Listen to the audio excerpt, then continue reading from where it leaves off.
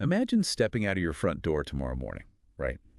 You've lived in this neighborhood for years. Yeah, you know every single street by heart. Exactly. So you know exactly how to get to your favorite coffee shop. Yeah. But just to be sure about a road closure, you pull up a map on your phone, Right. and instantly your brain just completely misfires. The map is completely upside down. Your street is like at the top of the screen instead of the bottom. That would be incredibly disorienting. Right. And the avenue you cross every single day has inexplicably been renamed after a city 3 states over. Oh, wow.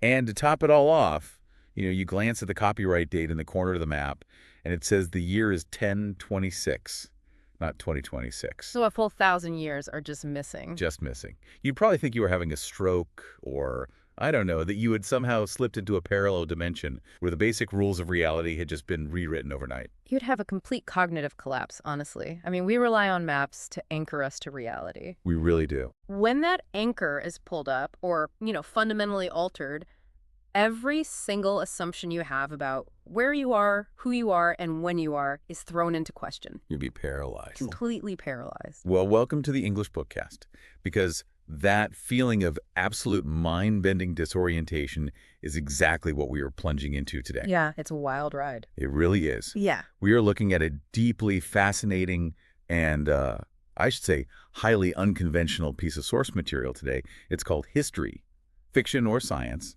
Book 17, Maps and Coins versus History. And it's by Anatoly Fomenko and Gleb Nosovskiy. Yes. Now, let's set the boundaries for what we're doing on this deep dive. We are going to strictly and exclusively unpack part 1 of this book. Right, which deals with what the authors call peculiar geographical names on the maps of the 18th century. Peculiar is definitely a polite way of putting it. It really is. It's basically a polite way of saying names that completely shatter our modern understanding of history. Absolutely. So we're covering topics 1 through 9 in that first part. And before we get too deep into the weeds here, I really want to establish our mission. I think that's crucial. Right. Because Fomenko and Nosovskiy use these maps to argue for what they call the new chronology. Which is a wildly controversial theory. Extremely controversial.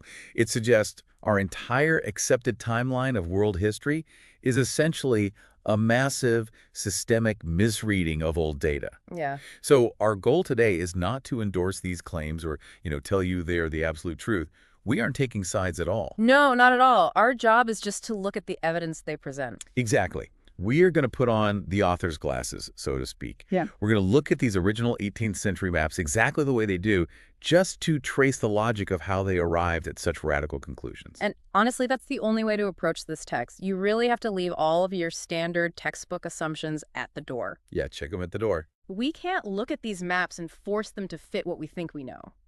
We have to look at them exactly as they were drawn, engraved, and printed hundreds of years ago. Right. Because the core of their argument is that modern historians have this terrible habit of projecting modern definitions onto antique terms. Like, we see a familiar word and just assume it means the same thing today. Precisely. We look at an old map, see a familiar word, and assume it meant the exact same thing to that cartographer. And Fomenko and Nosovskiy argue that this assumption is a fatal flaw. A flaw that creates a severely distorted view of the past. Right. Well, let's start with that disorientation factor I mentioned in the beginning, the upside-down map. Oh, this is a great example. Yeah, to get us into this mindset, the authors point us to a hand-drawn military map of the Azov Sea. And this map dates to the year 1702. Okay. And the immediate shocker for anyone looking at this piece of parchment today is that the entire thing is completely inverted. South is at the top. South is sitting squarely at the top of the page, and north is pointing straight down at the bottom. Which, to give some context, wasn't entirely unheard of in medieval and ancient cartography. Right, they didn't always have north up. No. Map orientation was surprisingly fluid before magnetic compasses really standardized the north is up convention we use today. Sometimes east was up, pointing towards Jerusalem or, the rising sun. Sure. But the authors make a really crucial point here regarding historical interpretation. Imagine you are a traditional historian. Okay, I'm a historian. You're sitting in an archive reading an ancient or medieval chronicle that describes the movement of a massive army. And the text says, the army marched forward and then turned to the right. Well, if I'm reading that today, I'm picturing a map where north is up. So they go forward and turn right, they're going east. Precisely. You instinctively apply your modern mental map to their ancient texts. Right. But what if the chronicler who wrote that account was looking at a map like the 1702 Azov Sea chart? The upside-down one. Yeah, a map where south is at the top. If they were facing forward on their map, meaning south, and they turned to the right, they would actually be heading west. Oh, wow. So a modern historian, assuming north is up, would read turned right and assume the army marched east. Exactly. That is a brilliant point. The historian and the ancient writer are looking at the exact same physical terrain, but the interface, the map orientation, completely reverses the reality of the historical event. It really does. It's like trying to give someone driving directions using your phone's GPS, but their phone is locked in compass mode and pointing the complete opposite way. Yeah, you're both looking at the exact same raw data, but the orientation completely changes the outcome. And Fomenko and Nosovskiy argue that this isn't just a theoretical problem, right? No, they cite actual examples where this exact kind of directional confusion by later historians has led to catastrophic errors in the official historical record. Like what kind of errors? We're talking about errors so profound that standard historians have mistakenly identified the location of Babylon as Rome. Wait, really?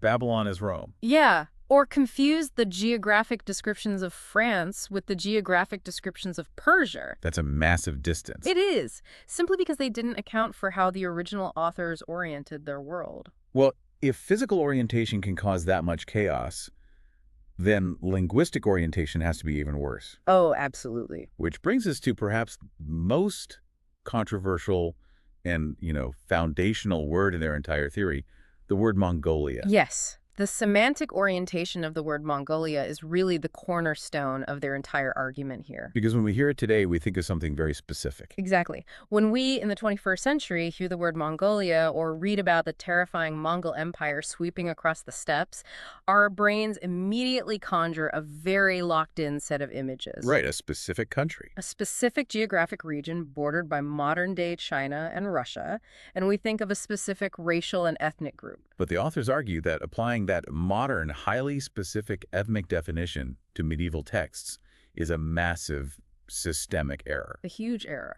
They claim that in the Middle Ages, the term Mongolia or Tartar Mongolia, which is often referred to simply as Tartary on these old maps, did not refer to a racial type whatsoever. Not even remotely. They argue it was a purely descriptive political term meaning great empire. So it wasn't an ethnicity. No. According to their research, what medieval texts were actually referring to was a sprawling, multinational Russian empire, which they term Horde Russia. Okay, so Horde Russia. Yeah. This empire wasn't a homogeneous ethnic group from the east. It was a massive umbrella state containing both Slavic and Turkic peoples living, fighting, and governing together. So where does the actual word Mongol come from then if it isn't an ethnicity? Like linguistically? Well, they trace the etymology back to a few fascinating roots. On one hand, they point to the Greek word for great kingdom. Okay. On the other hand, they connect it to fundamental Russian root words. For instance, the Russian word mnogo, which means many or much. No-go. Got it. Right.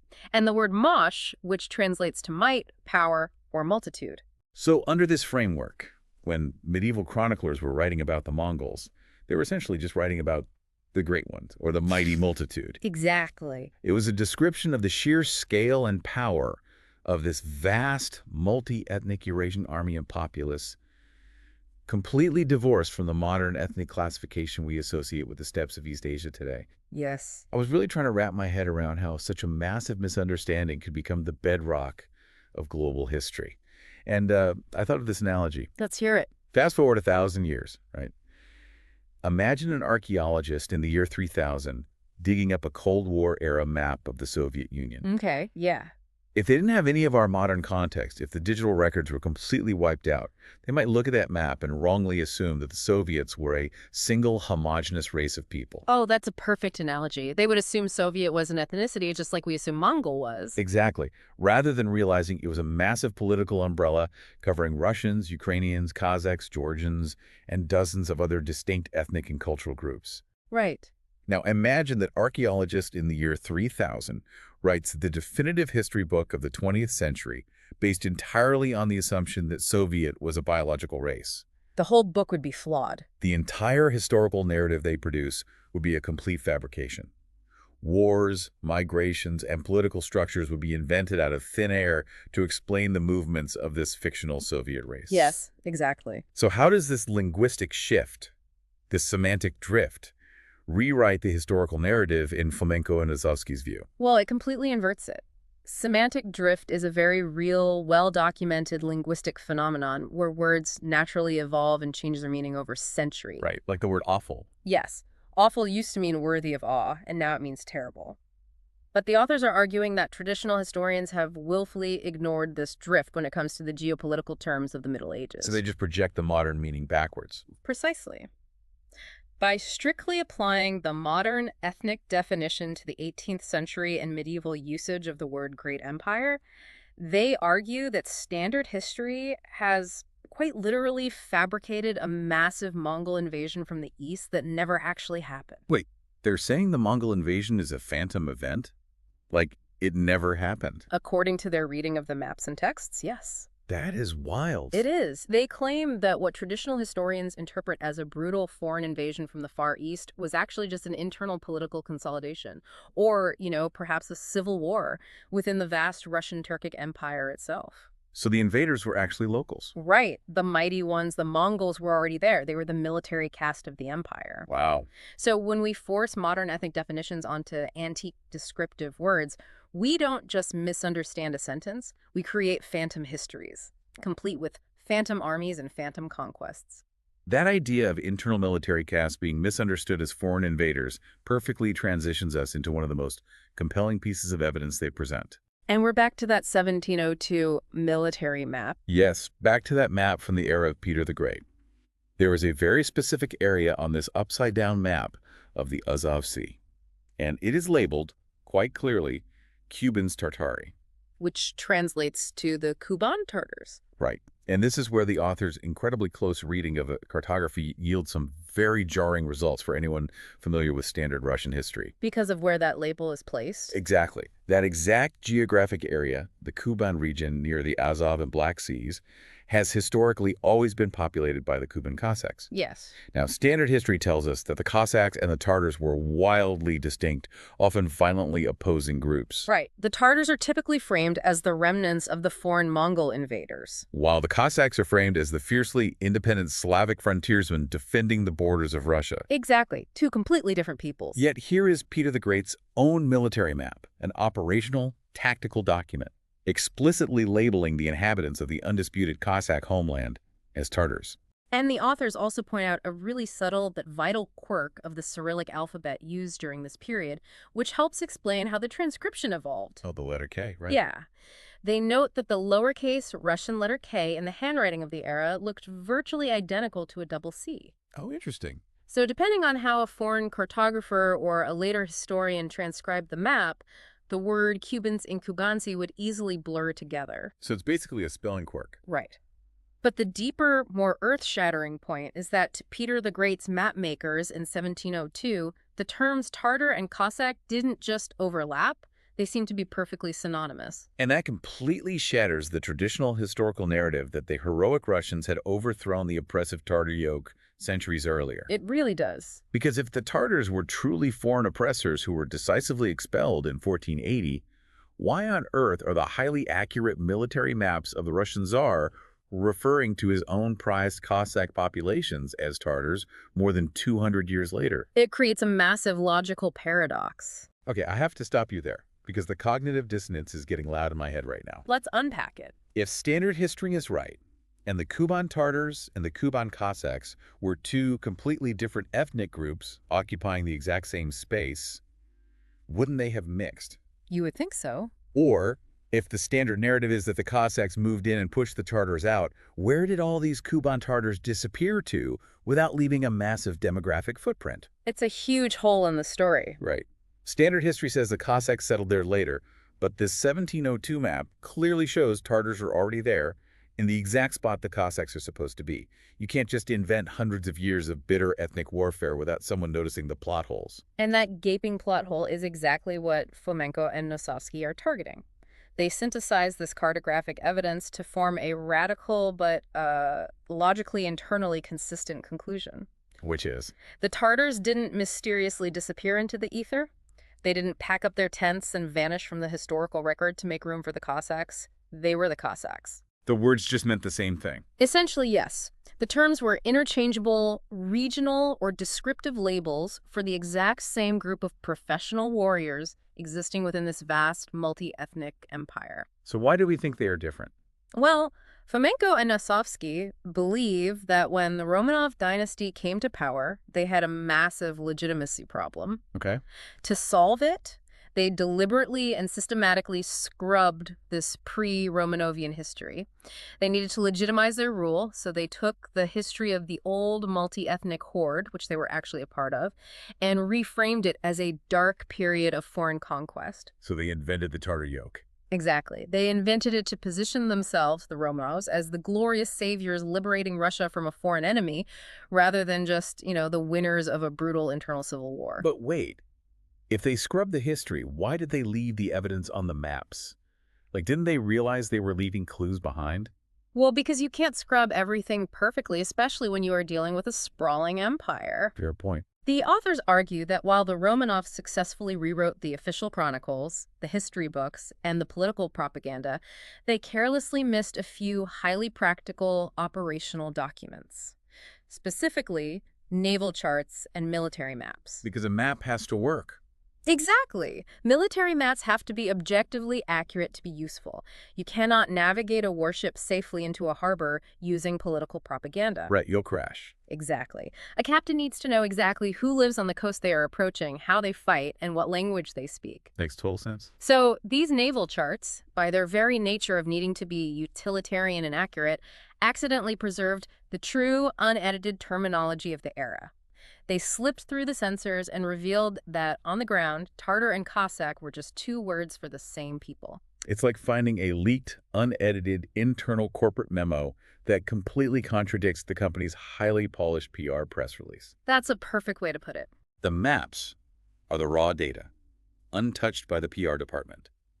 And speaking of raw data completely contradicting our assumptions, let's look at another detail on that same 1702 map of Peter the Great. Okay, let's do it. It shows a label reading Muscovy Pars, and it's positioned right next to the country of Muscovia. Now, a traditional historian looking at the word Pars on an old map would almost certainly assume it refers to a specific geographic region related to modern-day Iran. Right, they'd connect it to the ancient Persians. Yes. But the authors suggest something much more grounded in linguistic. They argue that Pars simply meant country, region, or area.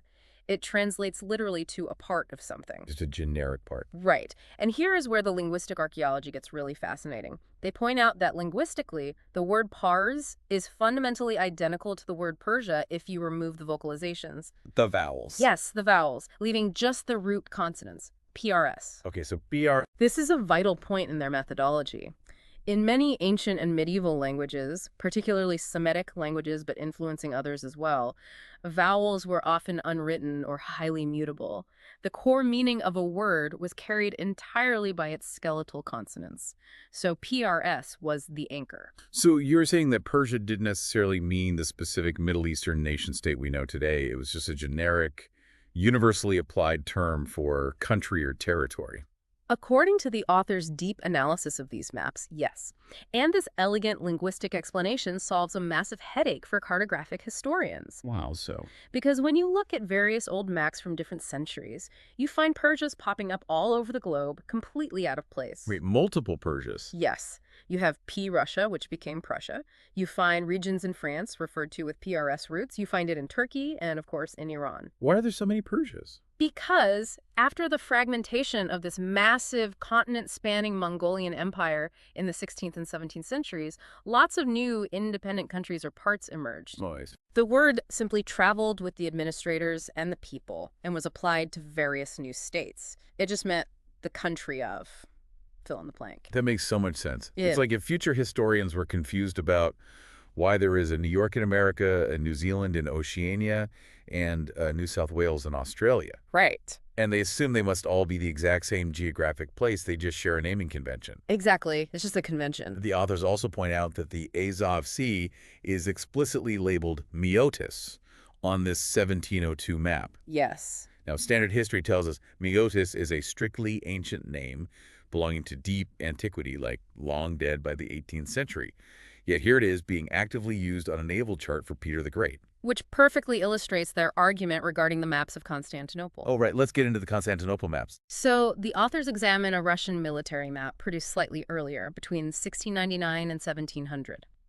Now, if standard chronology, what they call Scaligerian chronology, is mathematically correct, Constantinople should definitely be called Istanbul on this map, considering it was conquered by the Ottomans in 1453. Right. Or at the very least, it should be labeled Constantinople. Instead, right there on the map, it is labeled Tsargrad. Tsargrad, literally translating to the Tsar's city. Yes. Standard history says Tsargrad is an archaic, medieval Slavic name for the Byzantine capital. But here it is, serving as the active functional label on an 18th century military document. It's wild. And it gets even more intriguing. Right next to Tsargrad, just across the Golden Horn Strait on the map, is a distinct place labeled Greater Saray. And slightly to the north, another place labeled Azure Saray. If we look at the linguistic connections the authors are drawing, the picture comes into sharp focus. They explain that the word Saray, often associated with the capital cities of the Golden Horde, comes from the root sar or zar. Yeah, Tsar. And zar is quite literally just another phonetic spelling and pronunciation of czar. So Saray means czar. Exactly. So both Tsargrad and Sarai fundamentally translate to the exact same concept. Tsar city or the city of the czar. Oh. The names translate identically, which perfectly explains why they are clustered right next to each other geographically on this map.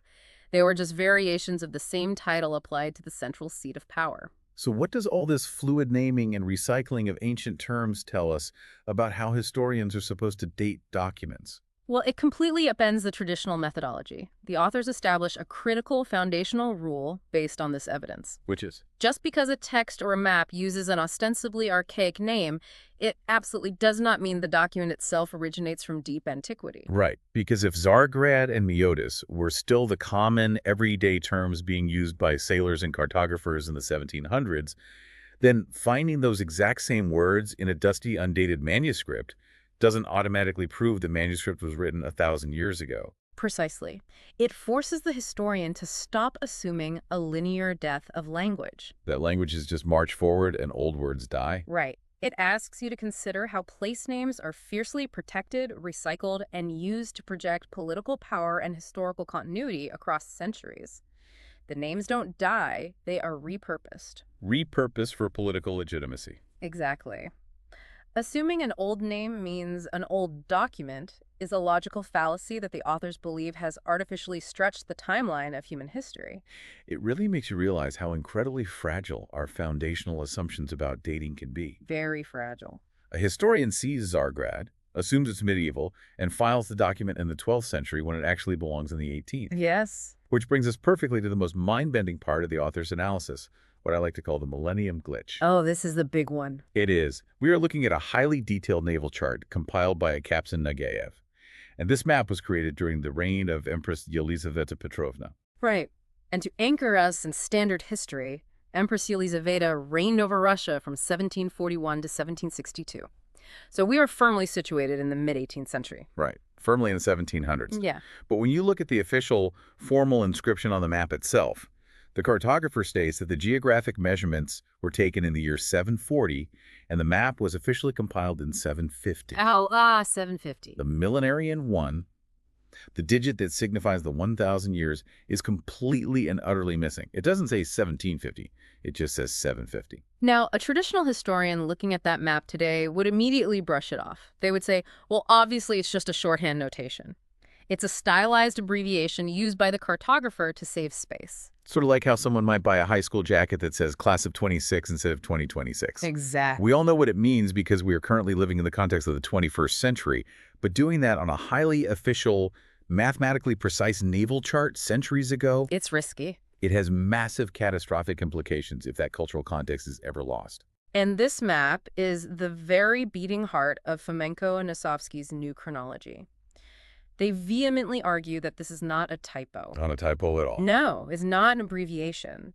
They claim that the year 750 inscribed on that map is actually mathematically and literally accurate according to the chronological system that was actively in use by those map makers at the time. Okay, walk me through the mechanics of that. Yeah. How can 750 equal 1750? Because that seems impossible. Well, the authors argue that the people of that era were not counting their years starting from the 1st century AD, which is the system we use today. Okay. According to the new chronology theory, the historical figure of Jesus Christ was actually born much later, specifically in the 11th century. The 11th century. Yes. So if the culture was counting the years starting from Christ's birth in the 11th century, and you add the 750 years inscribed on Captain Nagayev's map, you mathematically arrive directly at the mid-18th century. Oh, my goodness. Which is exactly when Empress Elizaveta was ruling and when the map was demonstrably made. The map maker wasn't leaving out a 1. He was writing the exact correct year based on his society's calendar. Okay, let me make sure I'm fully tracking the gravity of this. Yeah. They are saying the map maker literally believed it was the year 750, and our modern calendar is essentially grafted onto a timeline that is 1,000 years too long. Precisely. And this is where the critique of standard historical dating becomes absolutely devastating. The timeline we use today was largely formalized in the 16th and 17th centuries by chronologists like Joseph Scaliger. Joseph Scaliger. Right. They used biblical texts, astronomical calculations, and ancient documents to lock in the dates of world history. But Fomenko and Nosovskiy argue that this Scaligerian chronology is fundamentally flawed. Because Scaliger misread the dates on the document. Exactly. According to the authors, when later Scaligerian historians who had fully adopted the new timeline starting from the 1st century found older documents explicitly dated 750 or 800, they didn't realize the calendar had shifted. They didn't know the starting point changed. Right. They incorrectly assumed those documents were written in the 8th or 9th century AD. Oh my God. By doing so, they essentially picked up an 18th century or 17th century document, completely misunderstood the date format, and threw that document 1,000 years backward into the deep past. That is staggering to think about. It's massive. If they are right, it means entire centuries of what we think of as ancient or medieval history are basically just ghost reflections, echoes of much more recent events. Phantom centuries. All because later historians misread the starting point of the calendar system used by the people writing the documents. It's like a massive filing error in the Universal Library that accidentally fabricated 1,000 years of fake human history. It is a paradigm-shifting claim. And they point out that it relies heavily on the physical, empirical evidence of these dates inscribed on the maps, plain as day. Right. It's printed right there. They argue that if you stop trying to force the modern Scaligerian chronology onto the map and just read the document exactly as it is written, the date 750 makes perfect logical sense for a map produced 750 years after the 11th century. It requires no mental gymnastics. Right. It requires zero assumptions about abbreviations. It is a breathtaking theory, That's right. and it shows how a tiny assumption, like a missing number, can rewrite reality. Truly. This brings us to how these political realities were either hidden or exposed on the maps. We are looking at the fractured geography of empires, specifically the massive distinction between Russia and Moscovia. This is a great topic. The authors turn our attention away from Russian maps for a moment and look at French geographical atlases from the years 1754 and 1755, which were officially dedicated to the Prince of Orange. Yes. These French maps are incredibly detailed, high-resolution snapshots of the geopolitical reality of the time. Okay. And the reality they depict is vastly, fundamentally different from what standard history textbooks teach us about 18th century Russia. If you look at these maps, the specific territory labeled Russy Russia is located quite far south, down in the area of modern-day Ukraine. Wait, down in Ukraine? Yes. To prove the point, the region around the city of Kiev is explicitly marked on the map as Guft de Kiev, clearly acknowledging it as a core part of this southern Russia. But when we think of Russia, we think of Moscow. Right. Yet on this map, there is a completely separate, absolutely massive territory stretching to the north and east that is labeled Muscovian Moscovia. And the city of Moscow itself is sitting right on the border between these two distinct regions, half in and half out. It's a very clear divide. The authors argue that this clear geographical division on foreign maps proves that the Romanov dynasty, in its early days, absolutely did not control the entirety of the unified Russian Empire that they later claimed to have ruled since time immemorial. Oh, they were inflating their resume. Essentially, yes. The maps suggest the Romanovs initially only managed to seize and control a relatively small fragment of the former massive medieval horde. And that specific fragment was Moscovia. So they were basically a breakaway state. Exactly. While the Romanovs held Moscovia, The rest of the vast empire, including the southern areas labeled as Russia, either remained completely independent or were still operating under the old political structures of the Horde. Wow. The Romanovs eventually conquered it all, but they retroactively rewrote the history to claim they had always been the legitimate rulers of the whole territory. Which exposes a massive, glaring contradiction when you look at the name of the Russian Empire itself on these maps. Oh, this is the psychological part. Right. Fomenko and Nosovskiy point out a psychological impossibility.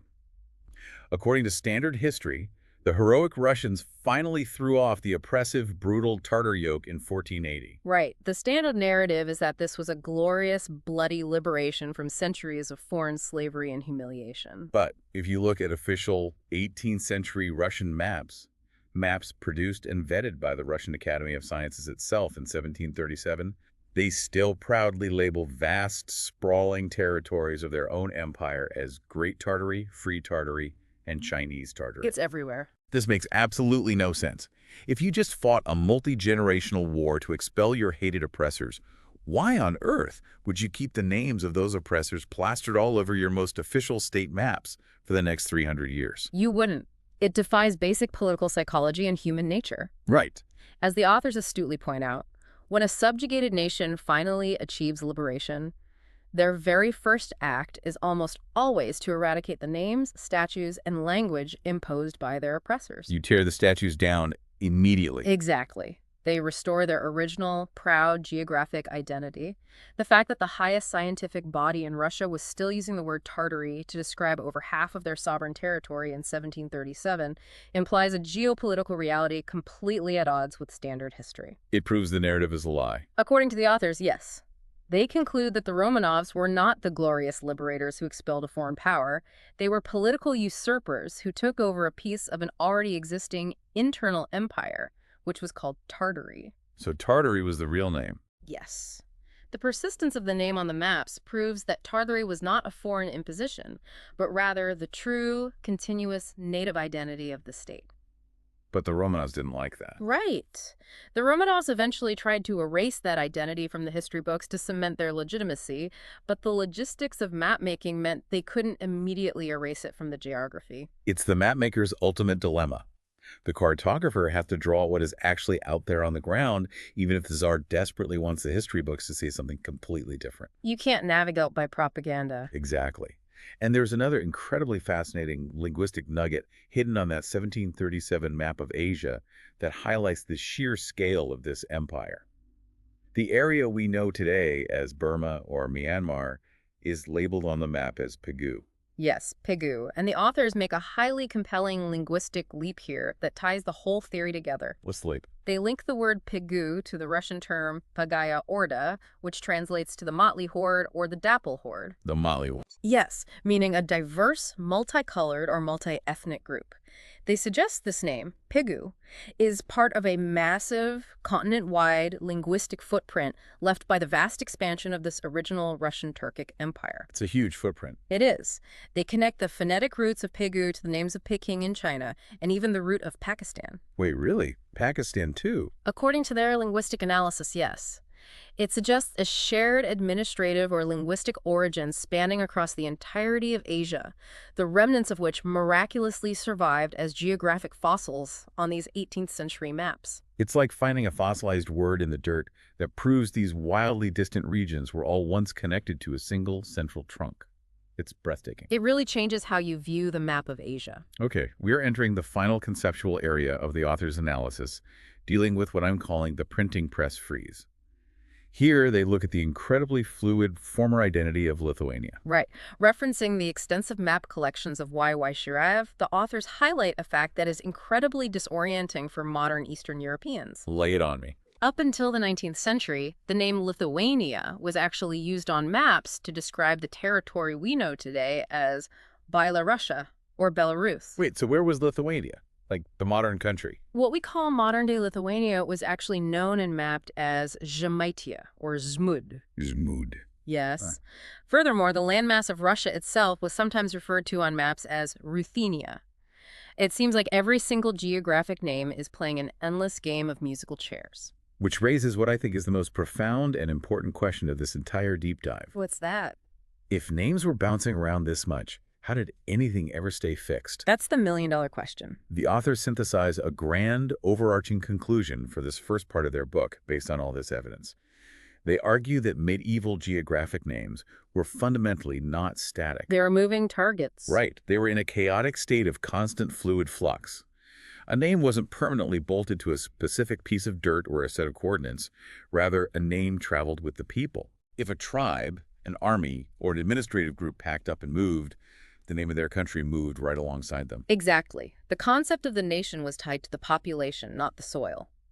If the people of Pars migrate west to find better farmland, then Pars is now located in the west. So how did it stop? How did the map stop moving? This constant state of geographic flux only rigidified. It only froze into the permanent, unmoving borders we recognize today because of a technological revolution. The printing press. The printing press.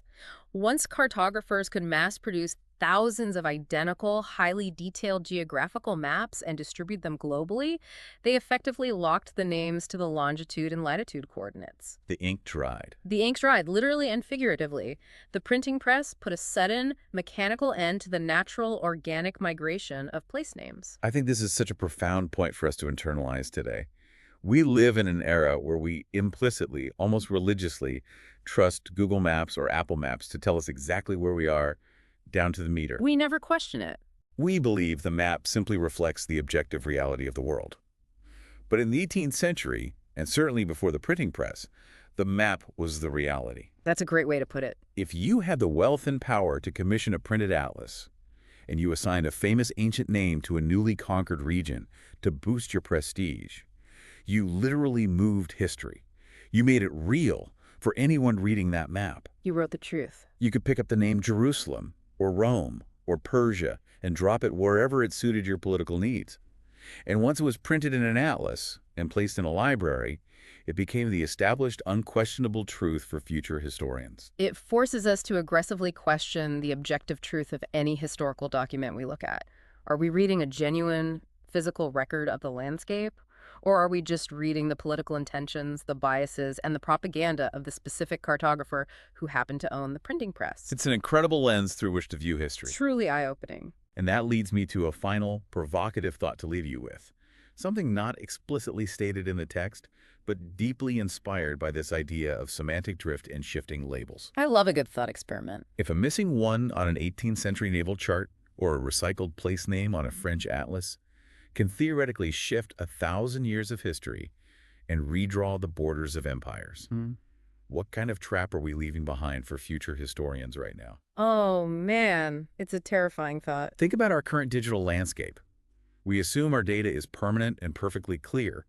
But what about abbreviations, text speak, typos, or even digital spaces that get abruptly renamed, like Twitter suddenly becoming X? Right. Context gets lost so fast. What might historians 1,000 years from now, digging through our fragmented, corrupted data servers without any of our cultural context, fundamentally misunderstand about our present day? Oh, they are going to get so much wrong. Will they think X was a physical continent we all migrated to? Will they think the cloud was a literal weather phenomenon we worshipped? It's a very sobering thought.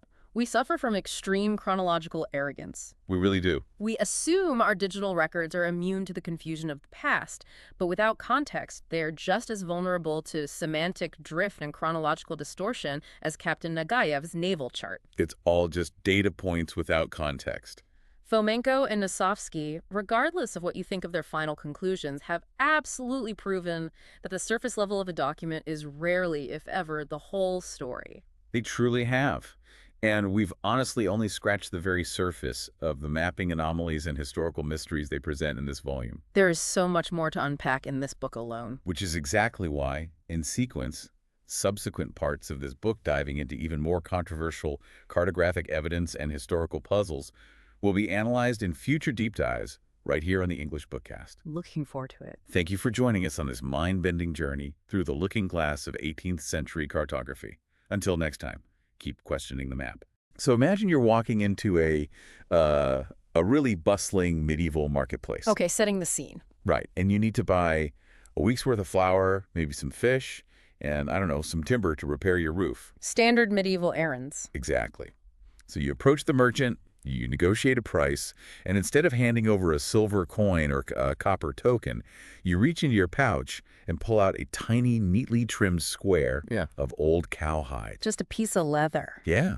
You just hand it over with a straight face. The merchant accepts this piece of leather as having, like, intrinsic economic value, and you walk away with your goods. I mean, it sounds utterly ridiculous, doesn't it? It sounds like a comedy sketch. But if you read the mainstream historical textbooks, you are expected to believe that an entire highly advanced civilization did exactly this. Or, simply reverted to trading nails for potatoes for over 300 years. And the sheer economic impossibility of that scenario is precisely why we are focusing strictly on the physical evidence today, because the paper trail of history is notoriously fragile. Documents can be forged, chronicles can be rewritten by conquering dynasties, monastic texts can be deliberately mistranslated. Which we've seen a lot of. Exactly. But the metal trail, the physical coins pulled straight from the earth, presents an entirely different challenge for those trying to maintain the established historical narrative. And that brings us right back into the thick of Fomenko and Nosovskiy's massive analytical project, History Fiction or Science. For you listening, we are picking up the investigation seamlessly from our last deep dive. Right where we left off. Literally right where we left off. But today, the mission is entirely focused on numismatics, the study of historical currency. We're putting the magnifying glass on the bizarre, almost unbelievable anomalies in the physical money of the past, focusing on chapters 11 through 17 and 19. Because the state doesn't just mint money for fun. No, it's expensive. Right. A coin is the heavily regulated physical fingerprint of a civilization's entire economic, technological, and political reality. It is the ultimate diagnostic tool for an empire. I mean, the metallurgy alone tells you about their industrial capacity. Right? Absolutely. And the language stamped on the coin reveals the administrative reality of the population.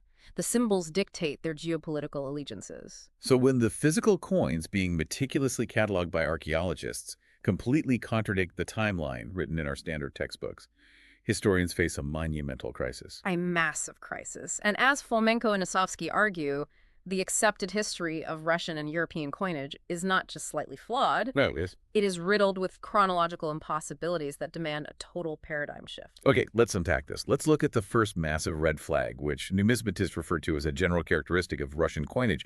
But honestly, it sounds more like a science fiction mystery to me. The Phantom Gap. Yes. According to the mainstream timeline, what Fomenko calls the Millerian or Romanovian history, Russian mintage explodes onto the scene in the 10th century.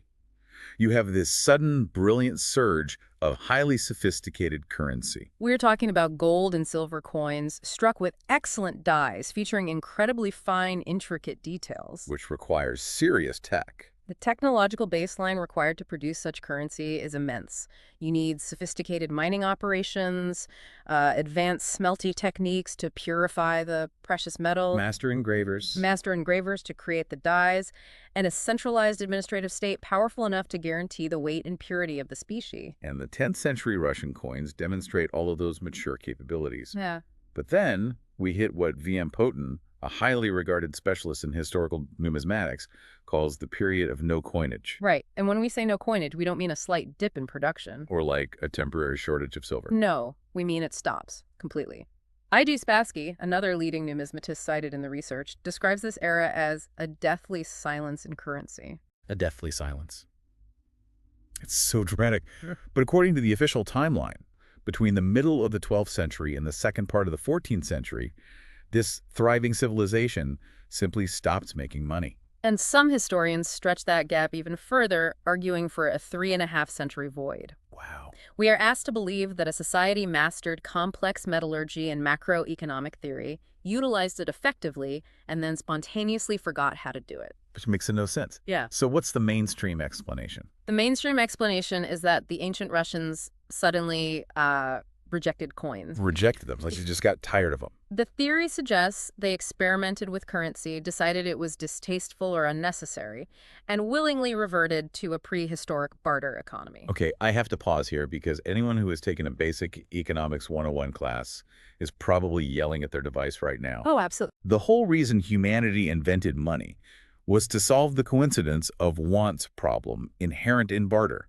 If I have potatoes and I want a pair of boots, I have to find a cobbler who specifically wants potatoes today. It's incredibly inefficient. It's a nightmare. The idea that an expanding, complex state would willingly throw away the ultimate economic lubricant, which is currency, and go back to bartering fish for timber for 300 years defines basic human behavior. And the historians pushing this narrative understand that friction, which is why they offer a secondary, even more desperate hypothesis. This is the leather part, right? Yes. Yeah. They concede that a massive medieval economy couldn't run strictly on barter, so they suggest that for large state-level deals, the Russians used heavy gold bullion. But for everyday, street-level transactions, they claim the population transitioned to fiat currency. Banknotes. Specifically banknotes, yeah. But wait, paper wouldn't survive in the soil for centuries. So how do they prove they use banknotes? Well, they can't. Therefore, they argue that these everyday banknotes were made out of a material more durable than paper but cheaper than metal, leather. Here's where it gets really interesting, because this is where the narrative crosses the line from unlikely into genuine comedy for me. They literally invented the concept of leather money to plug a massive plot hole in their chronological timeline. It is a phantom currency. The accepted theory in certain academic circles is that stamped pieces of leather functioned as the primary medium of exchange for centuries. Well, let's test that theory against the actual dirt, right? If you are an archaeologist digging in a place like Novgorod, you are dealing with very specific soil conditions. You're dealing with waterlogged, anaerobic soil. Right. The lack of oxygen in the soil layers of these ancient Russian sites creates a phenomenal preservation environment for organic materials. Archaeologists have excavated hundreds of thousands of excellently preserved leather objects from this exact period. We are talking about pristine leather boots, intricately tooled belts, horse saddles, scabbards, pouches. The physical record of medieval leatherworking is overwhelmingly abundant.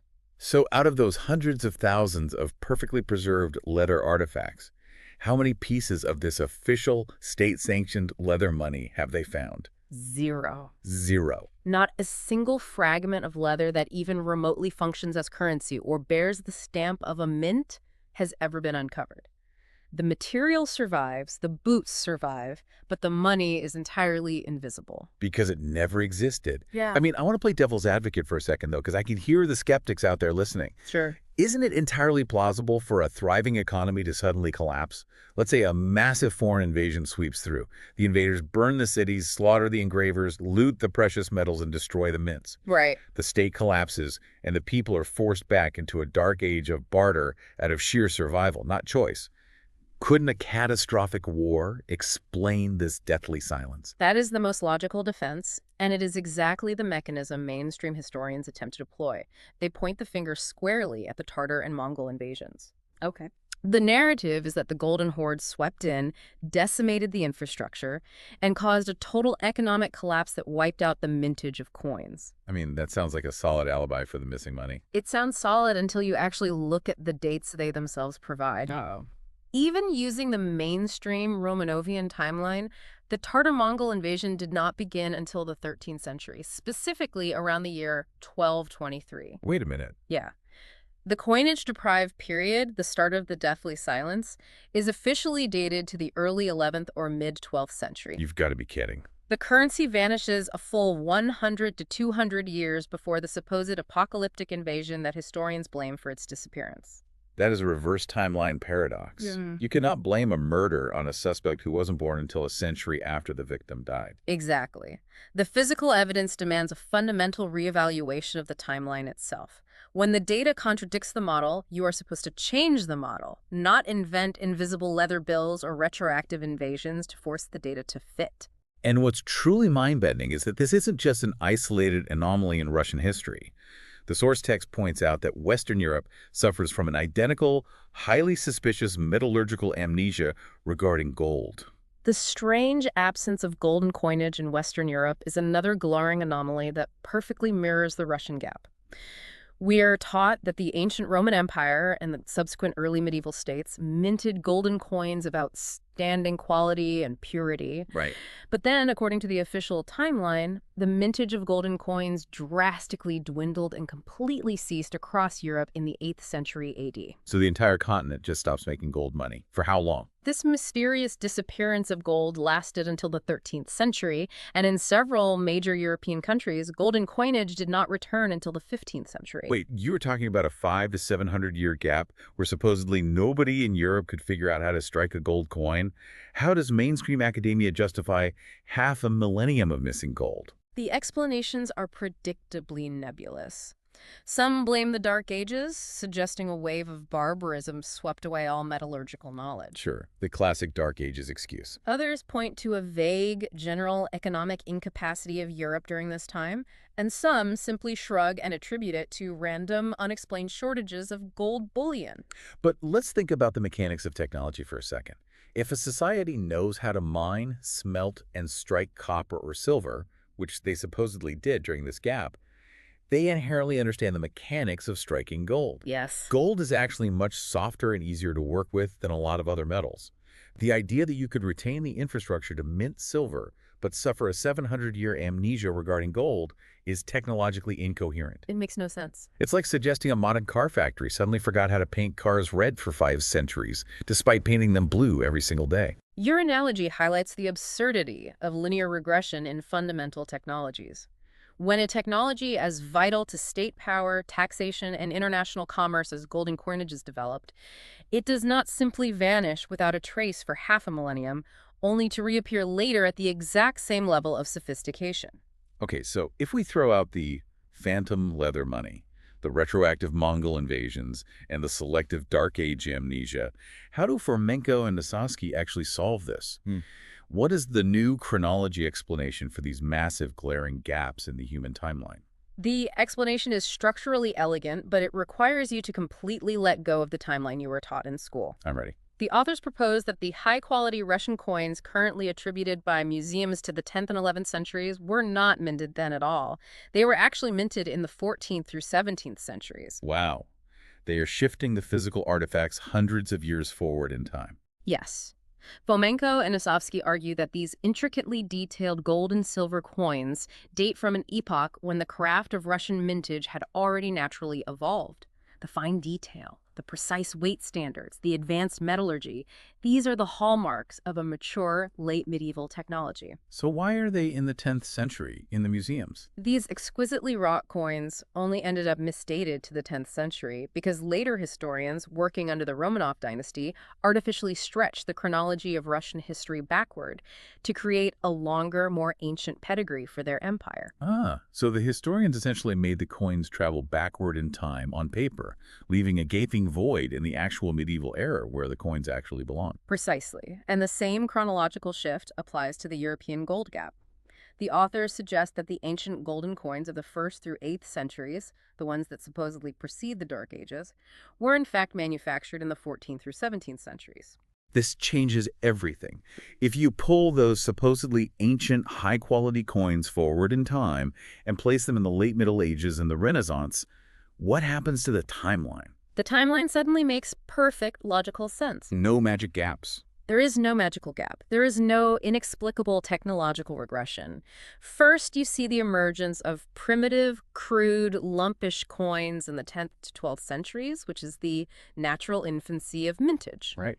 As experience grows, trade expands, and metallurgy improves, the mintage of high-quality golden and silver coins begins naturally in the 14th and 15th centuries.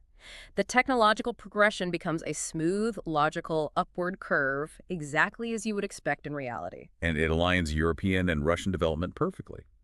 The research notes that mainstream historians are forced to admit that the technique of Russian mintage in the 14th to 17th centuries didn't differ much from Western Europe. No, they were virtually identical in technique. They were using similar tools, similar weights, similar metallurgical standards.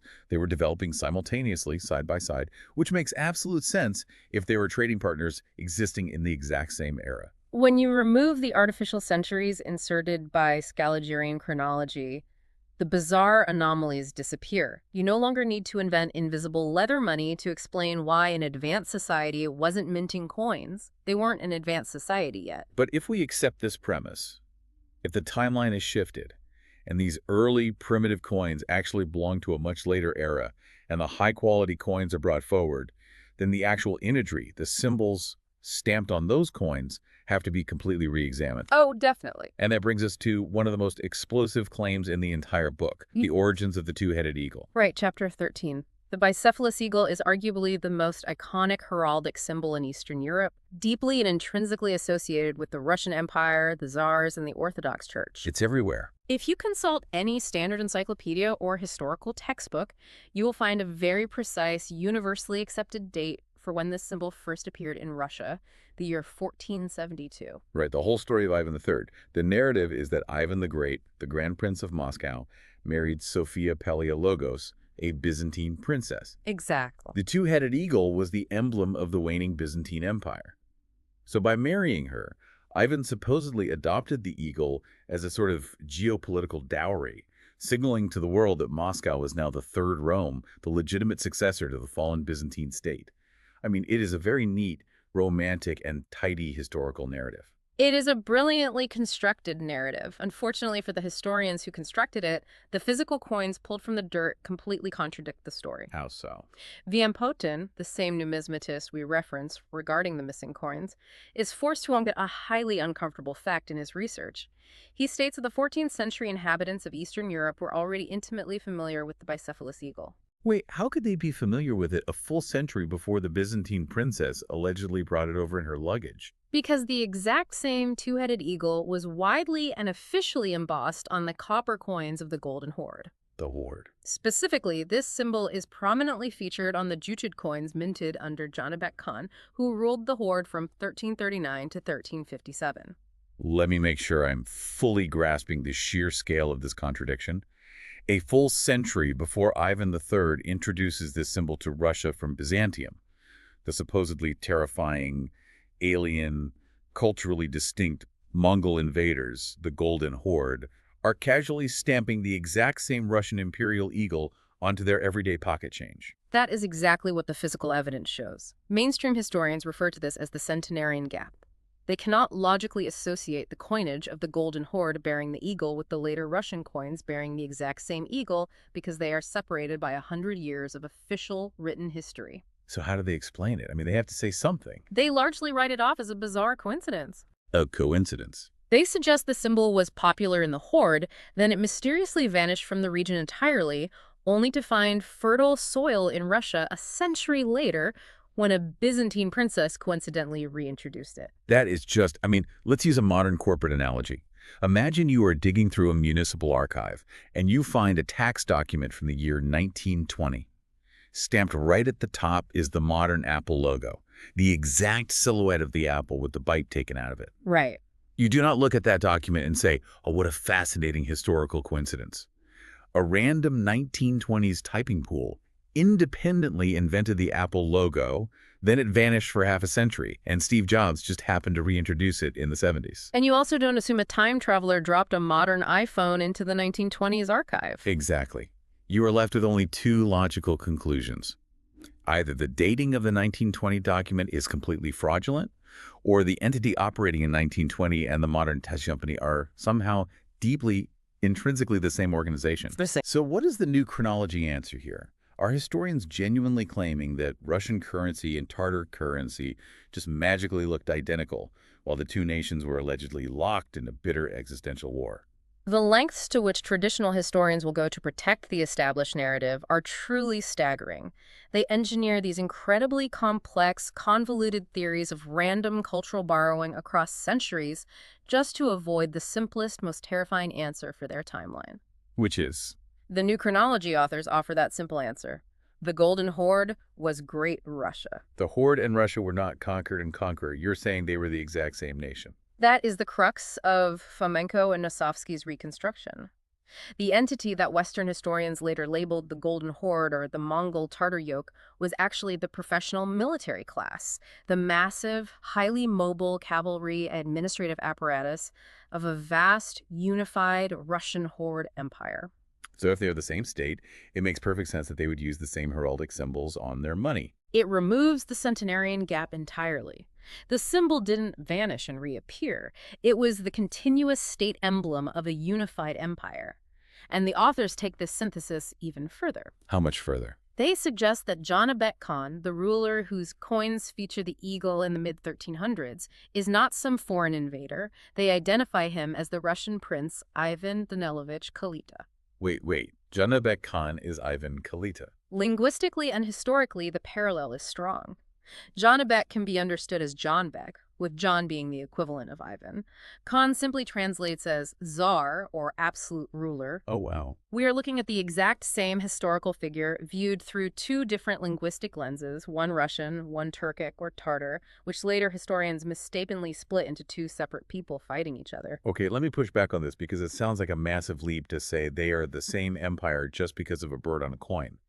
Empires steal symbols from each other all the time. The Romans stole the pantheon and the architectural styles from the Greeks. The United States put the Roman eagle on its seal to project authority. Why couldn't Ivan III have just seen a cool symbol on an old Tartar coin or a Byzantine shield and decided, I'm taking that, it's mine now? Cultural appropriation certainly happens, but the physical evidence on these coins goes far, far deeper than a shared logo. It bleeds into the very language of daily life. Okay, what do you mean? The source text dives into the sociolinguistics of the money itself, specifically the names of the coins circulating among both the Russians and the Tartars. Let's look at two fundamental bedrock Russian financial terms, the altin and the denga. Yeah, I recognize those terms. They are deeply embedded in Russian classical literature and history. They are as fundamentally Russian as the ruble. Yet mainstream history freely admits that the Russian word altin comes directly from the Tartar language, where it meant a golden dinar. Interesting. Furthermore, the core Russian monetary unit, the denga, which literally gives us the modern Russian word for money, dengi is derived directly from the old Tartar word denka. So let's follow the logic of the mainstream timeline here. You have the Russian nation, supposedly groaning under the brutal, oppressive, apocalyptic yoke of a foreign, culturally distinct and hated invader, the Tartar Mongols. Right. And yet, amidst this centuries-long bloodbath, the Russian people willingly and organically adopt the invaders' exact vocabulary for their most intimate, daily, street-level economic transactions. It violates everything we know about sociolinguistics and the behavior of conquered populations. You don't just randomly adopt the financial vocabulary of your mortal enemy for your own internal markets. If you are a conquered people, you might be forced to pay a tribute or a tax using their words, but you don't change the name of the coins you use to buy a loaf of bread from your neighbor just for fun. Exactly. I mean, the French didn't start calling their francs marks during the occupation of World War II. And that's exactly the point. The shared vocabulary of altin and denga is not indicative of a traumatized conquered people desperately borrowing words from an alien oppressor. It is the natural, shared, organic vocabulary of a single, unified state. It implies a completely integrated society. It implies a state where the population, or at the very least the vast administrative, military, and merchant classes, were completely bilingual and comfortable moving between the two linguistic registers seamlessly. Because you don't borrow words from yourself. If it is one empire, it is just the language of the empire. Exactly. The linguistics of the coins prove they were not two warring nations. They were a single economic zone using a unified fiat system. But if the shared vocabulary and the shared eagles are challenging the narrative, the physical letters stamped onto the earliest Russian coins reveal an even deeper and, frankly, much more embarrassing cover-up by traditional historians. Yes, the bilingual coins. Oh. If you are listening to this on your commute or at the gym right now, you are probably starting to see the cracks in the foundation. But this next section, covering chapters 15 through 17 of the text, is where the mainstream historical narrative truly drives itself off a cliff. It really does. When we examine the earliest coins issued by the Muscovite Principality, for instance, the highly celebrated coins of Dmitry Donskoy, the famous Grand Prince of Moscow, we find something that completely shatters the myth of a Russian state fighting off a Tartar overlord. Okay, lay it on me. On the obverse, the front of the coin, we have his name proudly struck in Russian. But on the reverse side, the coin features explicitly Tartar lettering. Hold on. Let's frame who Dmitry Donskoy is in the mainstream timeline. This is the Grand Prince who supposedly led the unified Russian forces to a massive, mythic victory against the Golden Horde at the Battle of Kulikovo. Yes, the ultimate hero. He's the ultimate symbol of Russian resistance, and you are telling me his official state currency has Tartar writing on the back. Yes, they are explicitly bilingual state coins. Now, how does a traditional historian whose entire career relies on Donskoy being the enemy of the Tartars explain this? I can't wait to hear this. A. Ilian, a corresponding member of the USSR Academy of Sciences and a prominent numismatist, looked at these coins and concluded that they were issued on behalf of the Khan of the Golden Horde. So the mainstream excuse is that Moscow was still just a subjugated vassal state, paying homage to the Khan, even while fighting him. That is the baseline assumption they are forced to make. However, the physical details of the text on the coins make that assumption collapse instantly.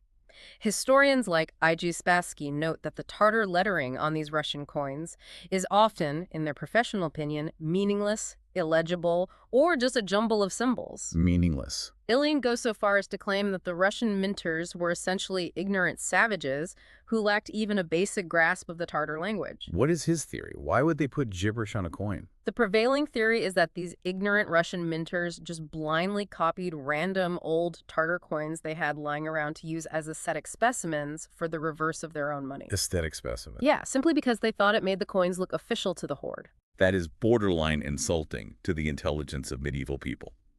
Historians are seriously suggesting that the official state minters of a major principality men trusted with the sovereign wealth of the state had literally no idea what they were printing.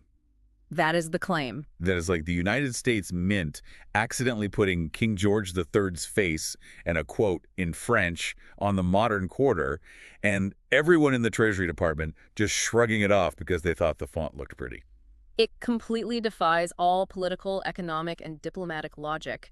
But the absurdity goes further. The historians claim that because of this supposed complete ignorance of the Tartar language, the Russian minters would frequently mint coins bearing the names of long-dead, irrelevant Tartar Khans. That makes less than 0 sense. Let's follow their vassal state logic. If you are a subjugated prince desperately trying to appease a violent, easily angered foreign overlords by putting his language on your money, the absolute last thing you do is accidentally print the name of the wrong dead overlords. It would be a supreme diplomatic insult. It would be grounds for an immediate military reprisal. Furthermore, the theory assumes the Russian minters and merchants were completely isolated from the economic reality of the continent they lived on. Right. As Fomenko and Nosovskiy point out, think of a modern person who doesn't speak a foreign language. An American who only speaks English still knows exactly what a euro or a Mexican peso looks like. They don't accidentally trace a 19th century Spanish doubloon when trying to forge a modern peso. Of course not. The idea that professional, state-sponsored minters were just randomly tracing old, dead Khan's coins is a desperate academic fiction designed to protect a flawed timeline. The cognitive dissonance is staggering. They would rather believe their ancestors were bumbling idiots than admit their textbook is wrong. Yeah. So what is the actual translation? Because Fomenko and Nosovskiy must have a better explanation than ignorant minters making meaningless squiggles. They do, and it is beautifully straightforward. The new chronology solution removes the need for any ignorant minters or meaningless squiggles. These were not doubly titled vassal coins where a conquered prince was forced to honor a foreign invader. They were explicitly bilingual coins of a single, unified Eurasian empire. Meaning the ruler issuing the coin held the titles of both Khan, representing the Tartar-speaking military and administrative branches of the empire, and Great Prince, representing the Russian-speaking civilian populace. It's not a master and a slave. It is one single guy communicating with a completely bilingual population. Let's use the Canadian currency analogy we touched on earlier because it perfectly illustrates the mechanics of this. Imagine modern Canadian money. Okay. You have English on one side, French on the other. If some historian 500 years from now decided, based on a faulty timeline, that English Canada and French Canada were actually two separate nations locked in a centuries-long mortal war, they would look at a $20 bill and be totally confused. They would be forced to invent the exact same type of theories. Right. They'd have to write peer-reviewed papers claiming that the English minters in Ottawa were forced to pay tribute to their French conquerors. But because they were ignorant of the French language, they just copied random French words onto the money. It's absurd. It sounds like absolute lunacy when you apply it to a modern bilingual state, but that is the exact logical fallacy mainstream historians are applying to medieval Russia. By recognizing the state as a bilingual empire, the texts on the coins are no longer illegible. They only appeared illegible to later Romanov historians who had deliberately forgotten or were ordered to suppress, the Tartar half of their own history. Why would they do that? The Romanov dynasty, which took power in the 17th century, needed to retroactively obscure the true history of the unified horde. They needed to present Russia as an ancient, independent, purely Slavic entity that had heroically thrown off a foreign yoke, rather than acknowledging themselves as the successor state of a massive, diverse, bilingual Eurasian empire. So to construct this myth, they had to make their own ancestors look like primitive copycats. Exactly. And it is not just names of khans that historians misinterpret. The source text mentions some truly bizarre phrases found on these coins that leave mainstream academics scratching their heads. For example, under the reign of Vasily Tomniny, they excavated a coin that translates to "Reject the madness, and ye shall live." That sounds ominous. Reject the madness and ye shall live. Mainstream historians are deeply unsettled by inscriptions like that. They categorize them as strange, unusual warnings or inexplicable philosophical ramblings on state currency. But Fomenko and Nosovskiy point out that this is perfectly normal, provided you understand the actual cultural and religious context of the era. Okay. It was a common established practice for Russians to put the first words of ecclesiastical or religious texts on their coins. Oh, so it's not a spooky warning, it's a prayer. Exactly. It functions identically to how they would engrave prayers on the reverse sides of crosses worn as pendants. It was a religious invocation placed on a piece of state currency.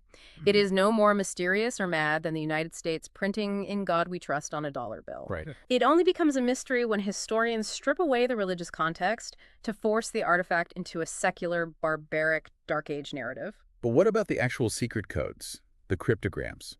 Because this is the most fascinating part of the numismatic analysis for me.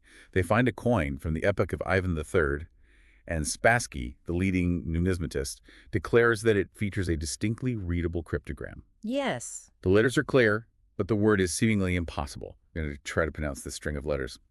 Doko Vovanovo Vodozorm. Yes. DOKOVONOVOVODOZORM. When a traditional historian encounters a text like this that doesn't fit their linguistic paradigm, they throw their hands up. They label it a secret code, a cryptogram, or, as we saw earlier, just gibberish. They treat it like the Zodiac Killer designed the currency. Precisely. But the text cites M.I. Grinchik, who took a critical look at the supposed cryptogram. He demonstrated that it isn't cryptographic at all. It isn't a secret code. It is perfectly legible if you understand the older, pre-Romanov alphabet and phrasing conventions. What does it say? Grinchik breaks it down and reveals that it clearly reads Moskovsko-Novgorodskaya. Of Moscow and Novgorod. That is all it says. It simply denotes the two primary geographic regions the coin is associated with. There is no secret code. There is no mystery. Wow. The label illegible cryptogram is nothing more than a tool, a rug that historians use to sweep away any readable text that contradicts their established assumptions about the era. If reading the text breaks the timeline, they just declare it unreadable. That is genuinely shocking. They literally prefer to believe their ancestors were speaking in tongues or dropping secret spy codes on pocket change rather than admit their linguistic and chronological models are broken. It's a massive blind spot. And this willful blindness leads to another massive, glaring hole in the physical infrastructure of history. Oh.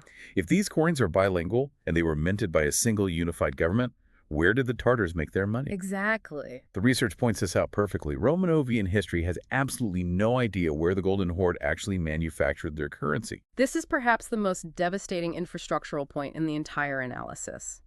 Mainstream history can point to the exact locations of the Russian mints, the very mints they claim were busy copying Tartar specimens, but the location of the mighty Golden Horde's mints. Where am I? The massive industrial facilities that supposedly produced the original currency for this unstoppable, continent-spanning Tartar empire, they are completely unknown.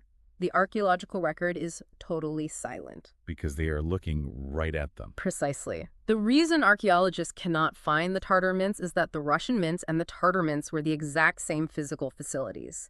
The bilingual coins were produced in the same workshops, by the same craftsmen, using the same dyes, for the same state. There is no missing Tartar infrastructure because the Russian infrastructure was the Tartar infrastructure. It is a colossal case of historical mistaken identity enforced by a retroactive rewriting of the past. But this confusion over identity isn't just limited to the Russian hoard dynamic. No, the source text brings up several other general numismatic anomalies in Chapter 19 that show how interconnected and confusing the late medieval period really was. For instance, why did the Grand Prince Ivan III put the Hungarian coat of arms on some of his coins? That is weird. Why would he do that? That is a fascinating anomaly noted in the text. Standard history struggles to explain why a Russian ruler would mint coins bearing the sovereign emblem of Hungary. But under the new chronology model, this points to a period of vastly interconnected, shifting empires. Okay, so borders weren't what we think they were. The geographic names and borders of medieval states were in a state of constant flux. The presence of the Hungarian coat of arms suggests a dynastic or territorial unification that mainstream history has subsequently erased or misunderstood, separating these nations into distinct silos when they are actually deeply integrated. The book also mentions the bizarre inconsistencies with portraits on coins. Yes, the similarity or total dissimilarity of portraits. You'll have coins, supposedly from the exact same ruler, minted only years apart, where the portrait looks like two entirely different human beings. Different people. Different facial structures, different regalia. Traditional numismatics often ignores this or blames poor craftsmanship. Fomenko suggests these might represent entirely different rulers whose identities were later merged into a single historical phantom by chronologists trying to streamline the past. And what about the hoards? The text mentions bizarre hoards of long-term accumulation and strange destructions of ancient coin hoards in the Middle Ages. What does that actually mean? Traditional history claims that in the Middle Ages, people frequently found massive hoards of supposedly ancient Greek or Roman coins and purposefully destroyed or melted them down. Fomenko asks a simple question. Why would they destroy valuable ancient artifacts? Because they hated history. His answer is that they weren't ancient. They were the currently circulating currency of a competing or recently conquered political faction. The hoards represent the demonetization and recycling of a rival's currency, perfectly normal behavior, rather than a bizarre medieval hatred for ancient antiquities. It's all about reframing the artifacts to fit a logical human behavior model. Right, exactly. The text even suggests that Petrarch, the famous 14th century Renaissance humanist, was not just the first numismatist who collected ancient coins, but might actually be the historical origin for the ancient writer Plutarch. That is a prime example of a historical phantom. The new chronology posits that the 14th century Petrarch, who famously collected coins and wrote biographies of great men, was later duplicated by chronologists and pushed back in time to become the ancient Greek Plutarch, who also wrote biographies of great men. That is wild. The ancient artifacts Petrarch was supposedly collecting were actually contemporary or near-contemporary creations of his own late medieval era. It makes my head spin. You realize that everything you look at in a museum might be a duplicate, or shifted by 1,000 years. Which brings us to the most dangerous consequence of this entire numismatic house of cards. The dating. Exactly. If the physical coins themselves, the symbols, the languages, the portraits, the locations of the mints, are completely misunderstood by mainstream historians, what does that mean for the actual dirt, the archaeology? It's a huge problem. Because if I am an archaeologist and I dig up a grave, I use the stuff inside that grave to tell me how old the skeleton is. And that leads us to the final and most critical section of our deep dive, the danger of dating. This is the crux of the issue. This is where the numismatic errors bleed into every other scientific discipline. The source text quotes V.I. Ragdonikas, an established archaeologist, who provides a very stark, very prescient warning to his colleagues. What's the warning? He states explicitly that it is highly dangerous to base the chronology of sepulchres, meaning graves, tombs, and burial sites, upon findings of a monetary nature. I have to admit, to a layman like me, that sounds completely counterintuitive. If I dig up a tomb, a coin with a date stamped on it seems like the best possible piece of evidence I could ask for. It is literally a timestamp dropped in the dirt. Why is it dangerous to trust it? Because trusting it creates a closed loop of circular logic that can and has corrupted centuries of history. Let's walk through the actual mechanics of an archaeological dig. Okay, walk me through it. Suppose an archaeologist uncovers a medieval grave. Inside that grave, alongside the skeleton and some pottery, they find a coin. The archaeologist takes that coin, cleans it, and consults a standard numismatic catalog, a catalog built entirely upon the Scaligerian and Romanovian timeline. The catalog tells the archaeologist definitively that this specific type of coin was minted in the 10th century. Okay, so the grave is from the 10th century. Exactly. Therefore, the archaeologist dates the grave to the 10th century. Consequently, they date the skeleton to the 10th century, and most importantly, they date the specific style of pottery found next to the skeleton to the 10th century. That sounds like solid deductive reasoning on the surface. But what happens if that catalog is wrong? What if, as Fomenko and Nosovskiy rigorously argue, that 10th century coin is actually a misdated 15th century coin, artificially pushed backward in time by chronologists centuries ago? Oh, wow. If the coin is wrong, the whole grave is wrong. The entire chronological foundation of that archaeological site is instantly shattered. If that coin belongs in the 15th century, then the person was buried in the 15th century. But the damage doesn't stop there. Because of the pottery. Exactly. Because of that one misdated coin, that specific style of pottery is now officially scientifically classified as 10th century pottery in archaeological textbooks worldwide. So the next time an archaeologist is digging at a totally different site, maybe hundreds of miles away, and they find that same style of pottery, even if there is no coin in the new grave, they will point to the textbook and say, ah, 10th century pottery. This is a 10th century site. Precisely. The error multiplies like a virus. It cascades through the entire discipline of archaeology. A single misdated coin corrupts the dating of the pottery, which corrupts the dating of the architecture, which pushes entire civilizations, material cultures, and generations of human beings centuries back into the past. It is exactly like a forensic murder investigation, where the primary piece of evidence, let's say the medical examiner's time of death, have been totally tampered with. If the medical examiner tells the homicide detectives the victim died at midnight, but they actually died at noon, every single subsequent conclusion the detectives make will be fundamentally disastrously flawed. Absolutely. They will be checking alibis for the wrong day, reviewing security camera footage from the wrong hour, and interrogating the wrong suspects. The entire investigation is built on a phantom premise, but the detectives feel confident because they are following the scientific evidence. That is a perfect analogy. And the problem is compounded exponentially by how these ancient coins were originally dated in the first place. The text notes a critical, often overlooked detail about Russian mintage. Until the year 1722, Russian coins did not use modern numeric characters for dates. Wait, they didn't use numbers, like 1, 2, 3. How do you date something without numbers? They featured dates transcribed in letters of the Slavonic alphabet. So they would use an A for a 1, a B for a 2. Roughly, yes.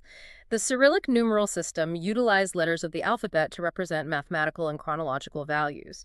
They would place a special symbol called a titolo, which looks like a little zigzag line above a letter to signify that in this specific instance, the letter was acting as a number, not a phonetic sound. Okay, that makes sense. The source mentions that the first physically dated Russian coins appear in 1596, but they are transcribed entirely as letters.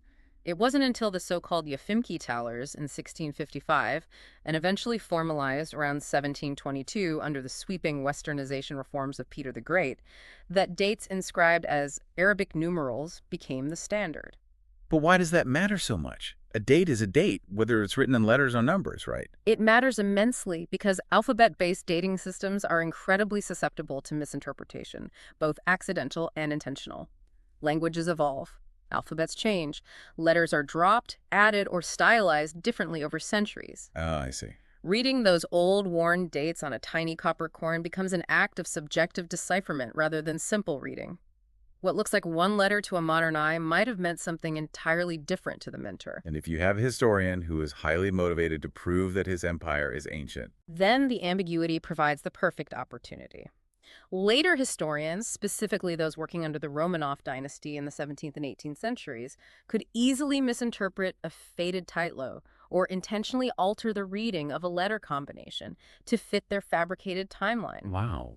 If a specific letter combination could technically be argued to read as either the year 1300 or the year 1000, the historian could simply choose the year 1000 because it fit the new official narrative of ancient Russian origins. So if we cannot even trust the date stamped on the money because it's written in a dead, ambiguous alphabet code, and we cannot date the graves using the money because the money itself is mathematically misdated, aren't mainstream historians just guessing? I mean, how do modern, highly educated academics justify ignoring these massive red flags in their own methodology? It is important to remember the psychology of institutions. Mainstream historians are not necessarily malicious, nor are they participating in an active, conscious conspiracy to deceive people today. Right, they're just doing their jobs. They are simply trapped within the rigid, unyielding chronological framework established centuries ago by Joseph Scaliger and his contemporaries. It is the water they swim in. The entire global academic apparatus, the tenure tracks, the peer review boards, the cataloging systems of every major museum, from the Louvre to the Hermitage, is built squarely upon this specific timeline. To admit they are wrong would require tearing down the entire building. Exactly. To look at an ancient coin, apply the new chronology logic, and admit that it is actually a late medieval artifact is to admit that the entire structure of ancient history is an illusion. The cognitive dissonance is simply too great for most institutions to bear. Yeah, that makes sense. It is psychologically and professionally easier to invent complex, desperate theories about ignorant minters, missing gold, and invisible leather money than to systematically dismantle the foundational pillars of world history. It is the ultimate house of cards.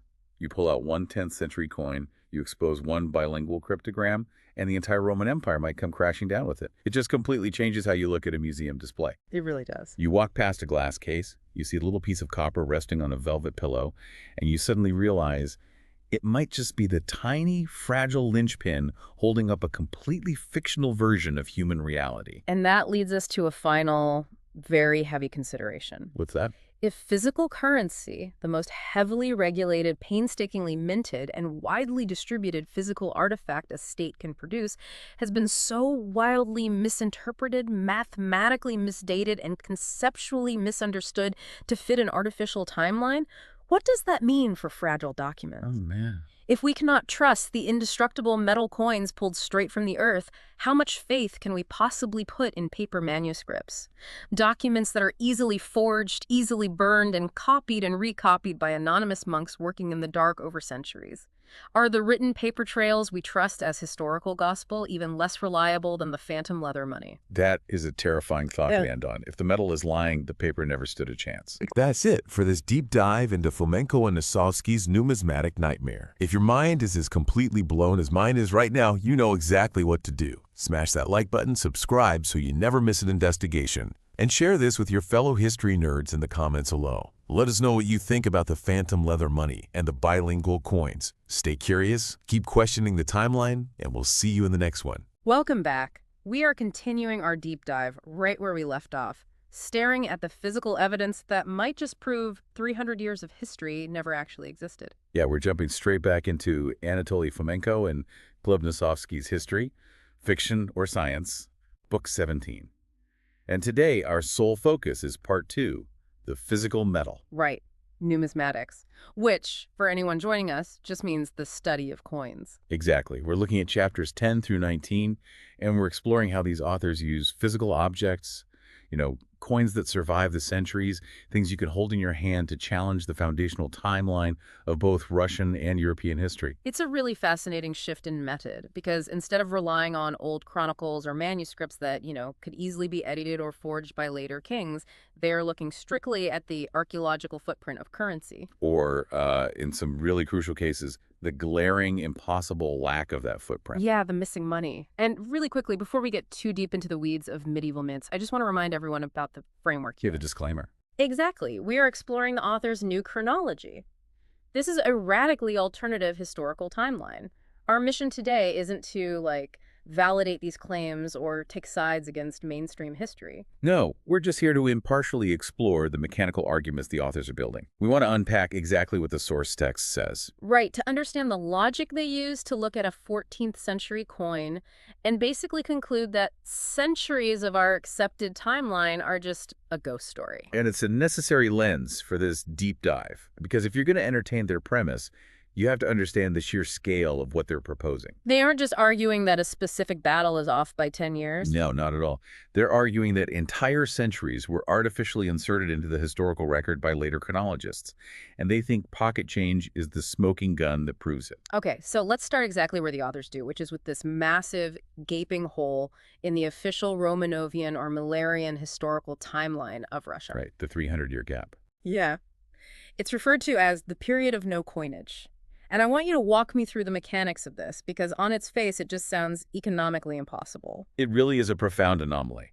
So the standard official timeline states that Russian mintage, like the actual physical stamping of domestic coins, began in the 10th century. Okay, so the 900s. Right. And it supposedly had this brilliant short-lived peak during the era of Vladimir the Great. Mainstream history points to these beautiful, exquisite gold coins known as latinx and silver coins called srebrenix. Wait, so they just suddenly figure out high-level metallurgy, die cutting, and establish an economic system based on precious metal? Yeah, which is a massive civilizational leap. Huge. But then, according to the official timeline, this golden age lasts briefly into the 11th century, and then it just completely stops. It just vanishes. Completely ceases by the early 12th century. The authors actually quote V.M. Potin, who's a highly respected specialist in historical numismatics. What does he say? He explicitly writes that the period between the middle of the 12th and the second part of the 14th century is officially known as the period of no coinage. Okay, let's unpack this. You have a 200-year void where a major civilization supposedly mints absolutely nothing. And depending on which mainstream historian you consult, that gap gets even wider. Like, the text quotes I.G. Spassky, another huge name in numismatics, who suggests the gap was up to 3.5 centuries long. Wow. Yeah, and in the southern regions of Russia, historians like V.L. Yanin say the exclusion of coins from currency goes all the way back to the beginning of the 11th century. I have to make sure I understand the mechanics of what mainstream history is claiming here. Sure. They're saying a society achieves the high-level skill required to make exquisite gold and silver coinage, uses it for a century, and then just collectively decides to forget how to do it. That's the implication, yeah. Or they just actively choose not to do it for over 300 years. Yeah. What is the mainstream excuse for that? Well, the authors lay out the mainstream explanations, and they point out that they are highly problematic. One modern theory essentially suggests a deliberate rejection of coins by the ancient Russians. Well, rejection. Yeah. The hypothesis is that after this brief period of advanced economic experimentation, they simply decided coins were inconvenient and they reverted to a barter system. Okay, I struggle to buy this. That is economically illiterate. The authors agree with you completely. I mean, if you look at Gresham's law or just basic human history, economies don't willingly devolve. The utility of money having a divisible, universally accepted medium of exchange is just too powerful. Right, you don't go backwards. You're telling me merchants who were used to carrying a small pouch of gold coins suddenly went back to like carts of iron nails and dried fish across the steppes to trade for honey? It completely breaks the fundamental logic of economic progress. The authors call the presumption ridiculous. Because it is. But because mainstream historians are trapped by this 350-year gap in the physical evidence, they have to invent mechanisms to explain how an economy functioned every day. Which brings us to a theory in the text that is even more desperate. Oh, the leather banknotes. I highlighted this part because it genuinely made me laugh. It's quite something. Please explain the leather money theory to everyone. So, since they can't find silver or gold coins for a 300-year stretch, some mainstream historians posited that, well, maybe massive deals used raw gold bullion. But everyday citizens transitioned to using banknotes made out of leather. Leather. Yes. The idea is that small pieces of stamped leather served as fiat currency for 3 centuries. And the physical evidence for this leather money? Zero. Absolutely none. Of course. Spassky himself notes the absurdity of this. He points out that in archaeological excavations, particularly in places like Novgorod, where the waterlogged soil perfectly preserves organic materials, they found hundreds of thousands of preserved leather objects. Right. They find 12th century shoes and belts, scabbards, pouches. Exactly. But they have never, ever found a single piece of leather that remotely resembles a banknote. Not one. Not a single unit of currency. That's like saying a society used ice sculptures for currency, and when we don't find them, we just assume they melted. That's a great analogy. You cannot base a 3-century macroeconomic model on a physical medium that demonstrably does not exist in the archaeological record, especially when that exact material survives perfectly well in every other form. It's an argument from silence. It's forced by a rigid timeline. Even Spassky acknowledges that this coinage-deprived period is highly bizarre. But Fomenko and Nosovskiy offer a radical solution that just completely eliminates the need for invisible leather money. They say the gap never existed. Precisely. The new chronology argues that the 300-year gap is a phantom, It's an illusion created purely by incorrect historical dating. Okay, mechanically, how does their timeline fix the gap? They argue that the beautiful, exquisitely wrought gold and silver coins currently attributed to the 10th and 11th centuries were not actually manufactured then. When did they say they were made? In the 14th to 17th centuries. Wait, if you move the beautiful advanced gold coins out of the 10th century and push them forward into the 16th century, what was happening in the 10th to 14th centuries? Well, according to the authors, the true origins of Russian mintage trace back to the mid to late 14th century. What were the actual first coins then? If you look at the physical coins minted during that era, for example, the coins of Great Prince Dmitry Donskoy from the 1360s or 70s, they look exactly like what you would mechanically expect a society's first attempt at coinage to look like. Paint a picture of these 13th century coins. What do they look like compared to a polished gold piece? The text describes them as primitive, crude, and inelegant. They're often called wire money or fish scales. It's your scales. Yeah. The process was incredibly basic. A minter would take a thin wire of silver, chop it into small, irregular segments, and then just smash a die onto it. So just brute force stamping on uneven metal. Exactly. Because the metal was irregular, the dies were often skewed. The embossing is ugly, sometimes leaving only a few letters struck onto the very edge. They are tiny, uneven, and visually unappealing. So they look like prototypes. Yes. They look like a civilization figuring out the pressure required, the metallurgy, the die alignment. Exactly. The authors argue this represents the true natural progression of technology. You don't start with perfect gold Latinx. You start with primitive, crude silver fish scales in the 14th century. Which makes logical sense. Right. And then, as the craft evolves over generations, as they figure out screw presses and better die, engraving the skills improve, eventually leading to the brilliant gold and silver coinage of the 16th and 17th centuries. But mainstream history has this completely flipped. Yes. According to the authors, later chronologists, specifically court historians of the Romanov dynasty in the 17th and 18th centuries, came along and distorted the timeline. How so? They took those later, high-quality, beautifully stamped coins and mistakenly, or maybe deliberately, shifted them hundreds of years into the past. Assigning them to the mythical early days of Vladimir the Great. Exactly. So the imagination of later historians made the advanced coins travel backwards in time. Yes, and by doing that, they inadvertently created a trap for themselves. Right. They created an artificial early peak, which then required an artificial 300-year crash into darkness to connect back to the actual crude silver coins of the 14th century. That is the absolute core of the argument. If you simply slide those ancient gold coins back to their actual technological context in the 14th to 17th centuries, the 300-year gap vanishes. The need for leather money vanishes. The economic devolution vanishes. It becomes a smooth, logical upward progression. That completely rewires how we understand the technological development of Eastern Europe.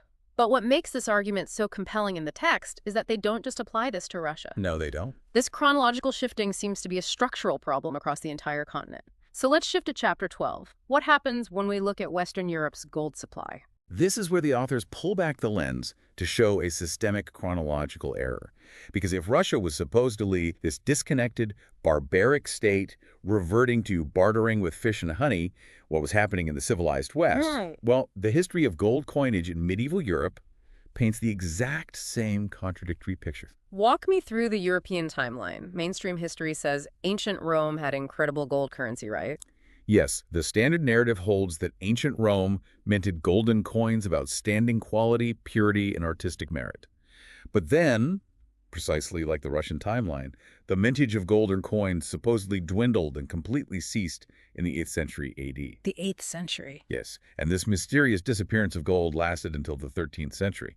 In some European regions, it lasted all the way into the 15th century. So Western Europe, the inheritors of the Roman Empire, the heart of the medieval world, has a 500-year gap where gold coins just vanish from the archaeological record. That is the mainstream consensus.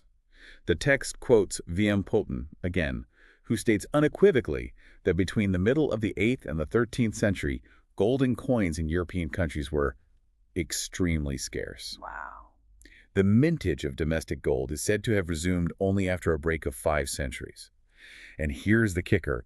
Just like in Russia, the resurrected medieval coins of the 13th to 16th centuries are of incredibly high quality. So they're technologically on par with the ancient gold from before the 8th century. Exactly. I can already guess the mainstream excuse. They blame the Dark Ages, right? The fall of Rome, a wave of barbarism, the loss of trade routes. Yeah, standard theories rely heavily on the concept of the Dark Ages. They cite the economical incapacity of Europe, a sudden, unexplained shortage of gold bullion, or just a total breakdown in the knowledge of high-level metallurgy. But Fomenko and Nosovskiy apply the exact same new chronology logic here to fix it. They do. They argue that the explanation is vastly simpler, provided you don't trust the dates assigned by 16th century chronologists. Right. The authors assert that the ancient golden coins of the 1st through 8th centuries were in fact manufactured during the 14th to 17th centuries. Wait, before we just accept that someone moved centuries of history, how mechanically did that happen? We are talking about Scaliger and Petavius here, right? Yes, Joseph Scaliger and Dennis Petavius. How does a historian in the 1500s just copy and paste 500 years of history without anyone noticing? Did they change the calendars? Alter manuscripts? That touches on the broader mechanics of the new chronology, which is vital context.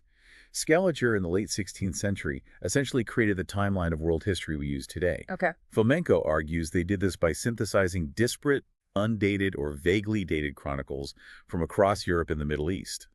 They tried to anchor these events using astronomical descriptions like eclipses mentioned in old texts. But Fomenko, who is a mathematician, argues their astronomical calculations were fundamentally flawed. Because of these errors, and because they misinterpreted different names for the same rulers across different languages, they accidentally took accounts of 14th century events and duplicated them into the past. Labeling them as ancient. Exactly. So it's like a badly stitched panoramic photo. They took 3 pictures of the same mountain from different angles and stitched them together side by side, making it look like a massive mountain range instead of just one peak. That is a brilliant analogy, yes. Scaliger stretched the timeline. So these beautiful gold coins found in European soil weren't ancient Roman artifacts that preceded a 500-year Dark Age. They were just Renaissance coins. They were the apex of Renaissance and early modern metallurgy, mislabeled and thrown deep into the past. So if you correct this chronological shift in both the Russian and Western European timelines simultaneously, what does the map of continental development actually look like? It creates a perfectly logical picture of parallel, simultaneous development. Fomenko and Nosovskiy argue that Russian and European coinages were developing at the exact same time, Facing the same challenges? facing the same metallurgical challenges, and sharing technological breakthroughs. First, you have the primitive, crude, experimental coins in the 10th to 12th centuries across the board if we use the corrected dating. Right. Then, as metallurgical experience grew, and as techniques like the screw press were shared along trade routes, the mintage of fine golden coins began in the 14th and 15th centuries everywhere. There were no magical 500-year dark ages in the West and no 300-year silent gaps in the East. Exactly. There were no pronounced leaders or outsiders. Nations were quick to adopt useful ideas from their neighbors. The text even points out that mainstream historians implicitly acknowledge this simultaneous development without realizing it. How so? The authors quote mainstream historians who admit that the technique of manual Russian mintage in the 14th and 17th centuries didn't differ much from the techniques used in other European countries at that exact time. Oh, wow. Furthermore, even within the traditional, flawed timeline, the supposed 10th century birth of Russian coinage under Vladimir the Great mysteriously coincided perfectly with the introduction of mintage in Poland, Sweden, and Norway. So the physical evidence, the metal, the strike quality, the dye technology shows a continent developing its monetary infrastructure together at the exact same pace. Yes. The gaps, the dark ages, the phantom centuries, these only appear when you try to force later advanced coins into an ancient past where they just don't belong. It's a massive paradigm shift. It is the absolute foundation of their argument in this section. By looking strictly at the physical evolution of the objects, they erase the phantom centuries. Okay, so if the metal itself doesn't match the official timeline, what happens when we look closely at the actual faces and symbols stamped onto that metal? This is where we get into chapters 13 and 14. Because the imagery tells an even stranger story about who was actually in charge. Let's talk about the bicephalus, or two-headed eagle. It is arguably one of the most powerful and enduring heraldic symbols in human history, deeply associated with empires. Right. And mainstream history gives a very specific, very neat origin story for how the two-headed eagle ended up on Russian coins. They say it was introduced by the Grand Prince of Moscow, Ivan III. Yes. The story goes that he placed it on his seal in 1497, and it appeared on Russian coins no earlier than 1472. And the rationale mainstream history gives for Ivan III adopting this symbol is entirely tied to the Byzantine Empire. Exactly. The narrative is that Ivan III married a Byzantine princess, Sophia Palaiologos. The Byzantine Empire had used the two-headed eagle for centuries. Right. So when Ivan married Sophia, he essentially imported the symbol to Moscow to visually cement Russia's claim as the Third Rome after the fall of Constantinople. It's a clean story. Byzantium hands the torch to Russia. Case closed. It would be a clean story, if not for the numismatic evidence presented in the text. There is a glaring historical wrinkle that mainstream historians really struggle to iron out. And what's that? V.M. Poten, the historian we discussed earlier, drops an astonishing fact about the archaeological record. What did they find? Poten notes that the 14th century inhabitants of Eastern Europe were already intimately familiar with the two-headed eagle symbol long before Ivan III or his Byzantine bride. How is that possible? Because the exact same bicephalous eagle had been prominently embossed on the coins of the Golden Horde. Specifically, the coins of Janibek Khan, minted between 1339 and 1357. Wait, let me process this. The Golden Horde, the supposed Mongol conquerors who subjugated Russia, were stamping the two-headed eagle on their coins over a century before Ivan III supposedly borrowed it from a Byzantine princess. Precisely. The timeline simply does not work for the traditional narrative. Poten, trying to maintain the mainstream chronology, admits that it's currently impossible to directly associate the Golden Horde coins bearing the eagle with the later analogous coins minted in Russia. Because of the time jump. Yeah, simply because they are separated by what he calls a centenarian gap. 100-year gap where the symbol just floats in the ether. How does he explain it away? His hypothesis is incredibly weak. He suggests that because the symbol was popular on Golden Horde copper coins in the 1300s, the visual memory lingered in the population. Visual memory. Yeah. So when Ivan III introduced the Byzantine emblem in the late 1400s, it, quote, found a fertile soil in the minds of the Russian people. I'm sorry, but that is absurd. Fertile soil. You're telling me a subjugated people saw the imperial symbol of their brutal Mongol oppressors, harbored a fond visual nostalgia for it for 100 years, and then happily embraced it when their new grand prince married a Greek woman. It's quite a stretch. That makes zero psychological or political sense. Fomenko and Nosovskiy aren't buying that explanation, are they? Not for a second. The authors are very direct here. They rely on Occam's razor. They point out that the bicephalous eagle first appeared in Russia on the coins of the Golden Horde in the 14th century, and it is subsequently found on coins originating from both Russia and the Golden Horde simultaneously. And this perfectly aligns with the author's overarching, most controversial theory about the Golden Horde, doesn't it? Yes, it does. We touched on this in previous deep dives, but remind us what they actually believe the Horde was. The new chronology completely dismantles the idea of the Mongol yoke. Their theory is that the Golden Horde was never a foreign occupying force from modern-day Mongolia. Right. They argue that the Golden Horde was Great Russia. It was simply the professional military and administrative apparatus of the unified Russian state. So they were the exact same entity. Russia of Vladimir and Suzdal was the Volga Kingdom, which was the Golden Horde. Yes.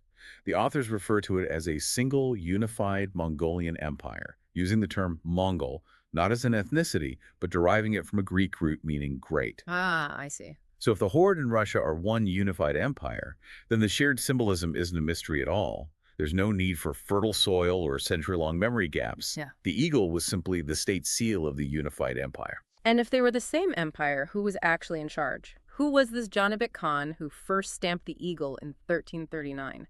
This is where the authors synthesize historical figures that mainstream history keeps rigidly separated. The text points out the linguistic translation of the title. Khan historically translates directly as Tsar or Emperor. Right. And the name Janibek is quite literally John Beck. John, which in Russian is Ion or Ivan. Exactly.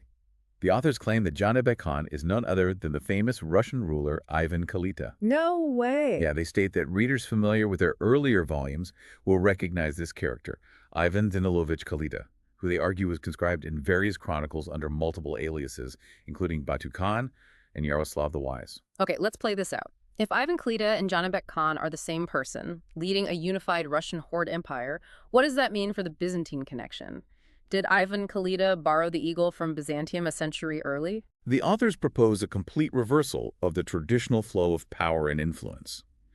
While they concede it's theoretically possible that the unified Russia Horde Empire borrowed the symbol from Byzantium in the 14th century, they argue the reverse is actually far more likely. They argue the horde brought the eagle to Byzantium. Yes. In the reconstructed timeline, this massive, unified Mongolian Empire of Russia was the dominant geopolitical force of the era. They suggest that the bicephalous eagle originated as their imperial standard, and it was brought to Byzantium through conquest, trade, or political dominance. Byzantium wasn't the originator handing the symbol down, they were the recipient. Exactly. That is a staggering reorientation of historical influence. But they don't just rely on pictures of birds to make this case. They look at the actual vocabulary of the economy. Let's move to chapter 14. The semantics of currency. Yeah, what did they actually call the money? The authors look at the names of the coins circulating among both the Russians and the Tartars, and the linguistic overlap is undeniable and absolute. Give me the primary examples from the text. The most famous is the coin known as the altan. The text explains that the history of Russian coinage is deeply familiar with this word. Mainstream historians agree that the word is of Tartar origin. In the Tartar language, altan stood for a golden dinar. Okay, and it wasn't just the high-value gold coins. What about the everyday silver or copper? That brings us to the Russian denga, which was introduced as a foundational monetary unit around the same time the altan first appears in the chronicles. The authors show how denga relates directly to the old Tartar word denka. Denga to denga, that sounds like basic linguistic drift, like how in English the phrase, God be with you, slowly eroded over centuries of casual use into goodbye. That's a perfect mechanical analogy, yes. The text notes that towards the end of the 18th century, the harder N sound in the Tartar denka naturally transformed into the softer version, more common for modern Russian phonetics, becoming benga. So mainstream historians look at this shared vocabulary and say, well, obviously the Russians were conquered and subjugated by the Tartars, so naturally they were forced to adopt the financial terminology of their conquerors. Right, if you pay tribute, you use the boss's words for money. But remember Fomenko and Nosovskiy's core thesis. Russia and the Tartar horde were not two separate nations at war. They were the same single nation. Right, and if you are the same empire, you aren't borrowing words from yourself. You aren't subjugating yourself. You are simply using the unified monetary terminology of your own single domestic economy. Exactly. For the authors, this isn't evidence of subjugation, it's evidence of unity. They argue that this shared vocabulary proves the absolute unity of the Russian and Tartar monetary system.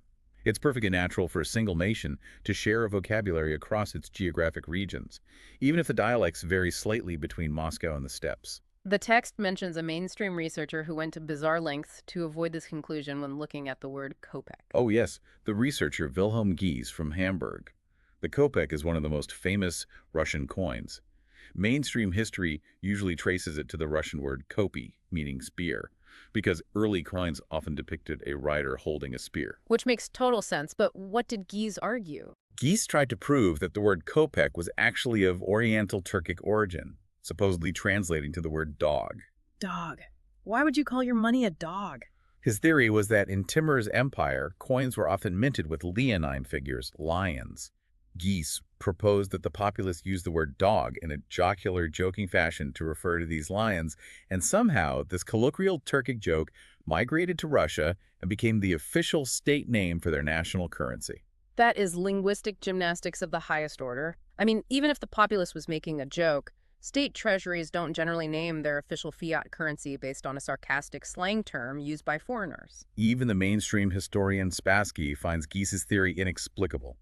Spassky admits that while cultural connections existed, the transformation of a Turkic joke word into the official solemn name of a 16th century Russian coin is practically impossible to fathom. For Fomenko and Nosovskiy, these absurd contortions are totally unnecessary. If you just accept that they were the same people living in the same unified state, the shared words exist simply because they spoke a shared language of commerce. Exactly. But that brings us to an even bigger linguistic puzzle. The names of the coins are one thing, the actual letters stamped onto them are another, and this is where the physical evidence gets truly bizarre. It does. We are moving into chapters 15, 16, and 17.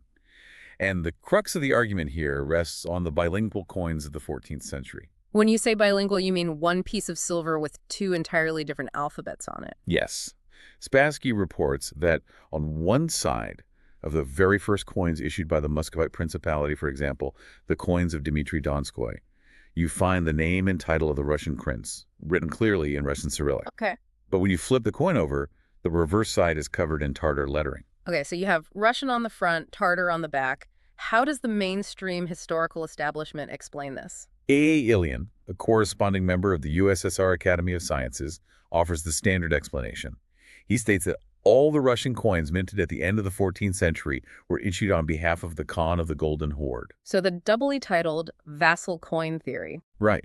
The logic is that the Russian side says, seal of the great prince, claiming local authority, while the Tartar side is essentially a copy of a Tartar coin, paying homage to the supreme overlord. It's a physical demonstration of submission. Okay, if I put myself in the shoes of a 14th century subjugated prince, that sounds somewhat plausible.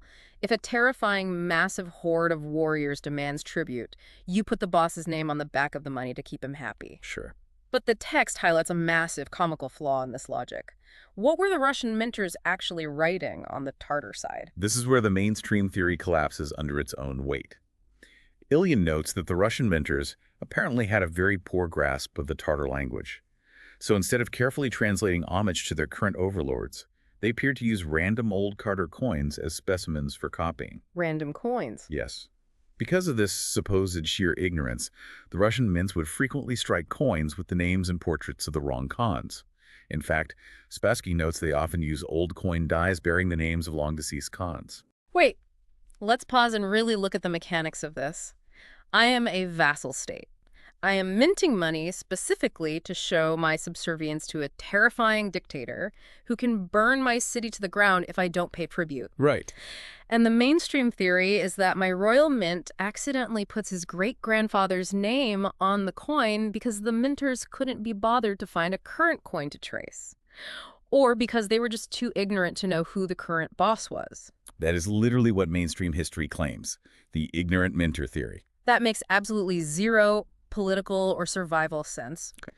Imagine a subjugated nation today printing money to appease a conquering foreign power and accidentally putting the face of a king from 300 years ago on the currency because they couldn't read the language. It's unbelievable. Or if you are trying to appease a dictator, the very first thing you do is get his name right. It completely strains credulity. Fomenko and Nosovskiy ruthlessly point out the absurdity of this.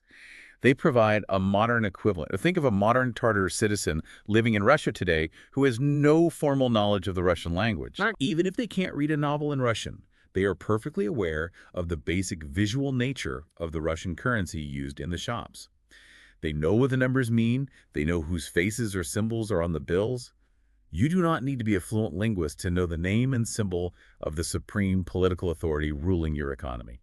So if we throw out the ignorant minter excuse because it defies basic human survival instincts, what is Fomenko's explanation for these bilingual coins? It leads directly back to their central thesis of unity. These coins weren't doubly titled to represent a vassal and an overlord. They were just bilingual coins for a bilingual empire. So they were issued by one guy. Exactly. They were issued by a single supreme ruler who held both titles simultaneously. He was the great prince to the Russian-speaking populace, and he was the Khan to the Tartar-speaking populace of the steppes. He issued a unified federal currency in the two primary languages of his state. One guy, two titles, two languages. It completely removes the need to pretend medieval minters were suicidal idiots. It means the minters knew exactly what they were doing. They were stamping the dual titles of their sovereign. And this brilliantly explains why the names on the Tartar side might not perfectly align with the standard mainstream chronological list of Khans. Oh, because of the timeline shift. Exactly. Mainstream historians assume the Russian minter made a mistake and used an old name. But Fomenko argues the minter was perfectly accurate. It's the mainstream chronology of the Khans that is out of order.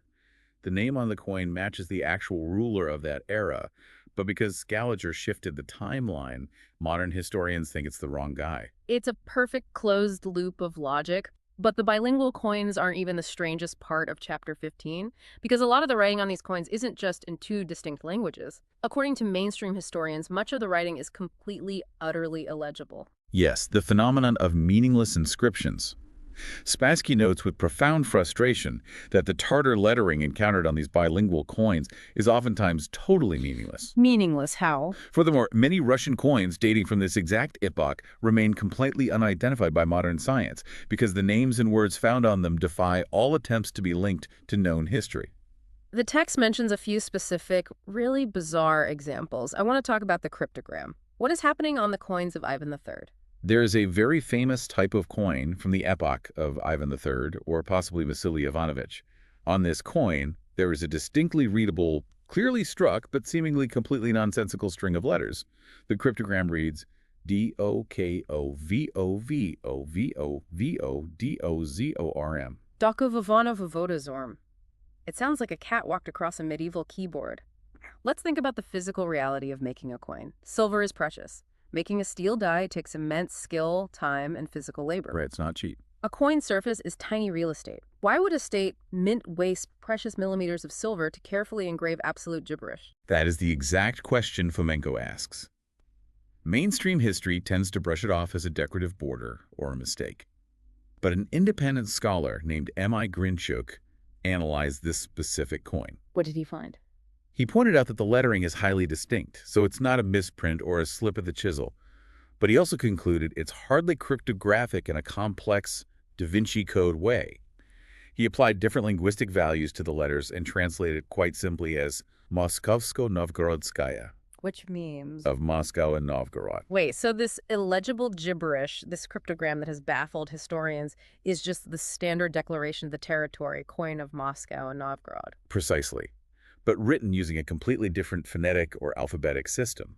And this leads Fomenko and Nosovskiy to a profound and highly controversial conclusion. Which is? They suggest that these aren't mistakes or cryptograms or meaningless scribbles by illiterate minters. They propose that the Russian language, and more importantly the Russian alphabet of the 14th to 16th centuries, was vastly different from the standardized Cyrillic version we know today. Are they suggesting an entirely lost alphabet? Or a multiplicity of alphabets that were actively used in commerce before being cast into oblivion by a later regime.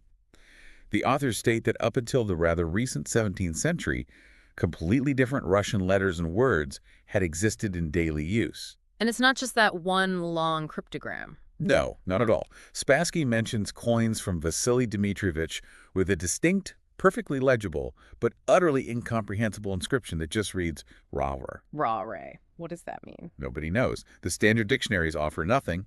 And then there is the early Tver coins bearing an unusual, highly specific warning.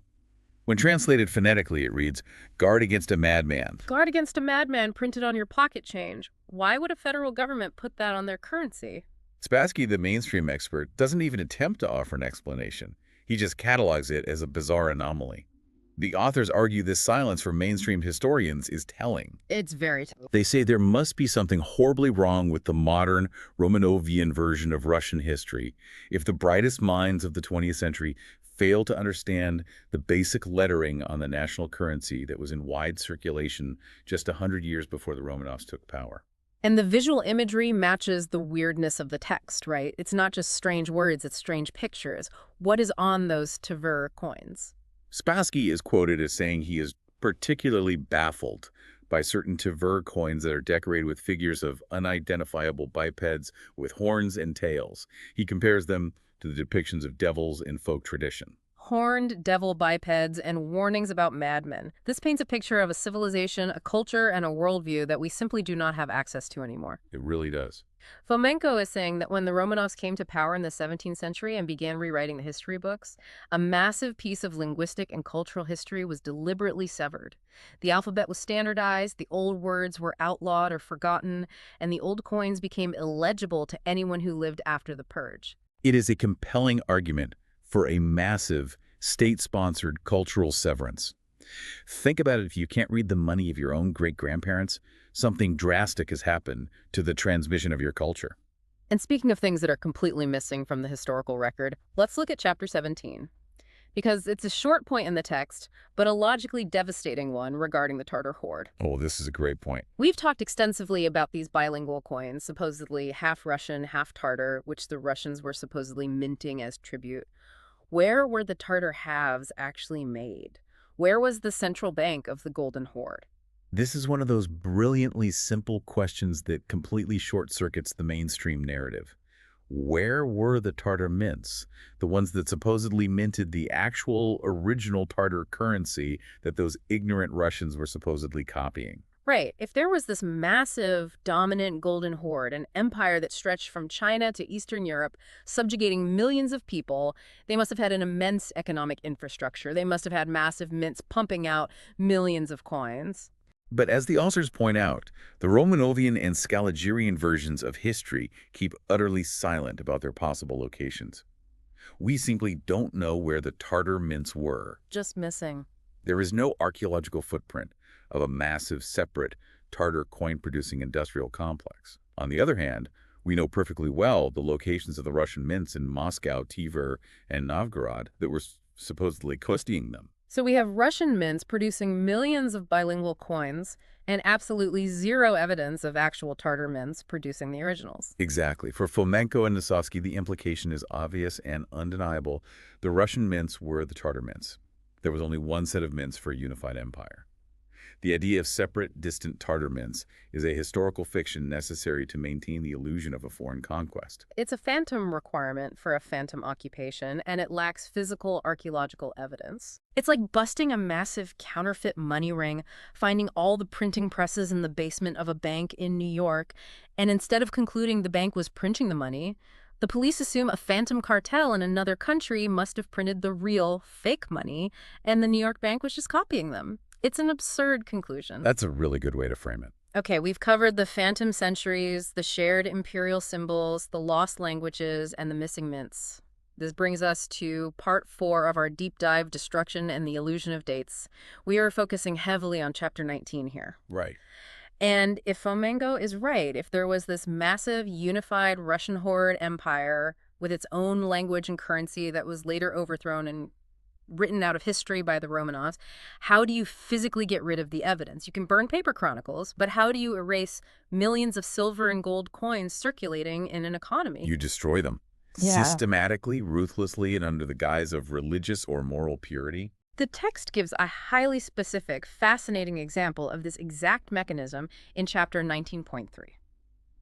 Put us in the room with Abbot Conrad von Halden. What is the story mainstream history tells about him?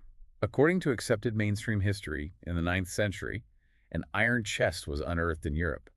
Inside this chest were precious gemstones and a massive hoard of ancient Roman coins. A huge treasure. Abbot Conrad von Halden, upon being presented with this magnificent discovery, took one look at the ancient faces stamped on the gold and gave strict orders for the immediate meltdown of the entire hoard, declaring the finding to be the devil's work. So a 9th century monk finds an ancient priceless treasure and immediately throws it in a blast furnace because he thinks the pagan faces on the coins are demonic. That is the accepted narrative. It's taught as a quaint, slightly tragic story of medieval superstition and religious fanaticism destroying classical art. But Fomenko and Nosovskiy view this event through the lens of the new chronology, and their first question is, did this really happen in the 9th century? And their answer is definitively no. Right. According to their reconstruction of the timeline, this order for the destruction of old coins most likely occurred much, much later. They placed this event squarely during the epoch of the Reformation, in the 16th or 17th century. Now, why does that chronological shift matter? Why is a 17th century abbot melting down coins vastly more significant than a 9th century abbot doing the exact same thing? Because context is everything. In the 9th century, in the depths of the Dark Ages, it's just ignorant superstition. But in the 16th and 17th centuries, Europe is undergoing a massive geopolitical and religious upheaval. Okay. This is the era when the Romanovs are taking power in Russia, when the Holy Roman Empire is fracturing, when the old order of the unified Mongolian Empire is being dismantled. The authors argue that this period of the Reformation was when the history of that old empire was being actively, consciously obliterated and distorted by the new powers taking control. So melting the coins wasn't about the devil's work, it was about the previous administration's work. Exactly. It was political censorship masquerading as religious piety. It was a deliberate, systematic destruction of the old currency to wipe out the history and the physical proof of the unified empire that preceded them. That makes a lot of sense. Think about it. If you are a new dynasty and you want people to believe a new historical narrative that you have always been the rightful rulers and that the previous kings were just foreign occupiers, you have to destroy the physical evidence that contradicts that story. You have to melt the coins. Right, melting down the old coins, especially the coins with the wrong bilingual inscriptions or the wrong imperial eagles, is a highly effective, lucrative way to erase the past. You destroy the evidence, and you enrich the new state treasury with the melted bullion. And it completely reframes the abbot. He's not a superstitious monk scared of pagan ghosts. He's an agent of state censorship carrying out a purge of the old economic regime. That changes the entire reading of the text. It really does. But this brings up a fundamental mechanical question. When we talk about these coins being from the 9th century or the 14th century or the 16th century, how do we actually know when any of these coins were minted? We rely on coins to date archaeological sites all the time. This is the crux of chapters 19.7 and 19.8, and it is where Fomenko's background as a mathematician really shines through. He deeply questions the mathematical and epistemological foundation of how we date the past using these coins. So, when did absolute dates, like a year you can read, actually start appearing on Russian coins? The text provides a very specific, surprisingly late year for this. And what year is that? The text states that the first dated Russian coins only appear in 1596. 1596, the very end of the 16th century. So that means for every single coin minted before 1596, the gold zlatniks, the wire money, the bilingual coins with the cryptograms, all of it is relative dating. Completely relative. It's all guesswork based on matching names on the coins to chronicles that the authors already suspect were heavily forged or altered by Scaliger. Precisely. The dates for the older coins are not physically stamped on them. They are assigned to them by later historians based on a flawed chronological map. And it gets even more complicated. How so? Because even when dates do finally appear on coins in 1596, they aren't written in a way a modern person would immediately recognize. They were transcribed using letters of the Slavonic alphabet, not the Arabic numerals we use today. Let's break that down, because I think a lot of people don't realize this. They used letters for numbers. How does that mechanically work? We use a numeric character system today, 0 through 9. But as the text notes, our ancestors used the alphabet for the same purpose. In the Cyrillic numeral system, specific letters of the alphabet were assigned numerical values. Oh, like Roman numerals. Sort of, but using their standard alphabet. For example, the letter A might represent 1, B might represent 2, and so on.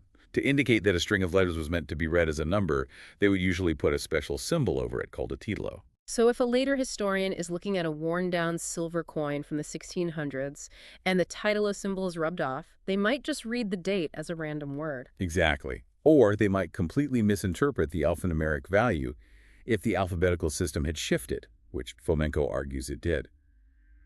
The author, A.D. Chertkov, is mentioned in the text. What did he say? He notes that he didn't know the meaning of certain letters stamped under the hooves of a horse on a specific coin.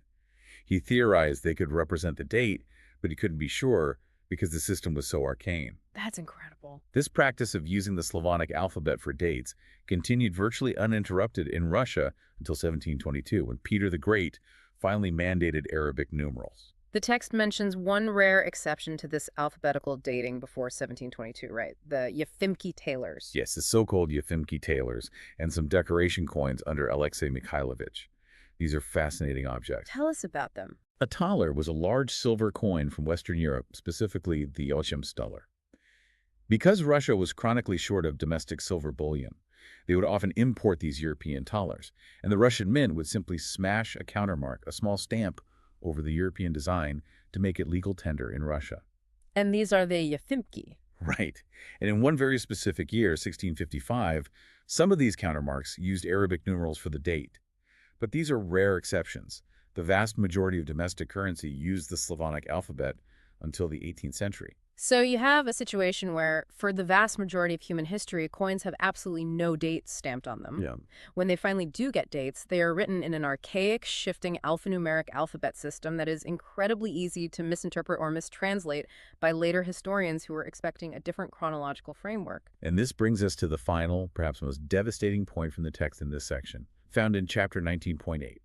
It concerns stratigraphy and the practice of using coins to date archaeological sites, specifically graves. Right.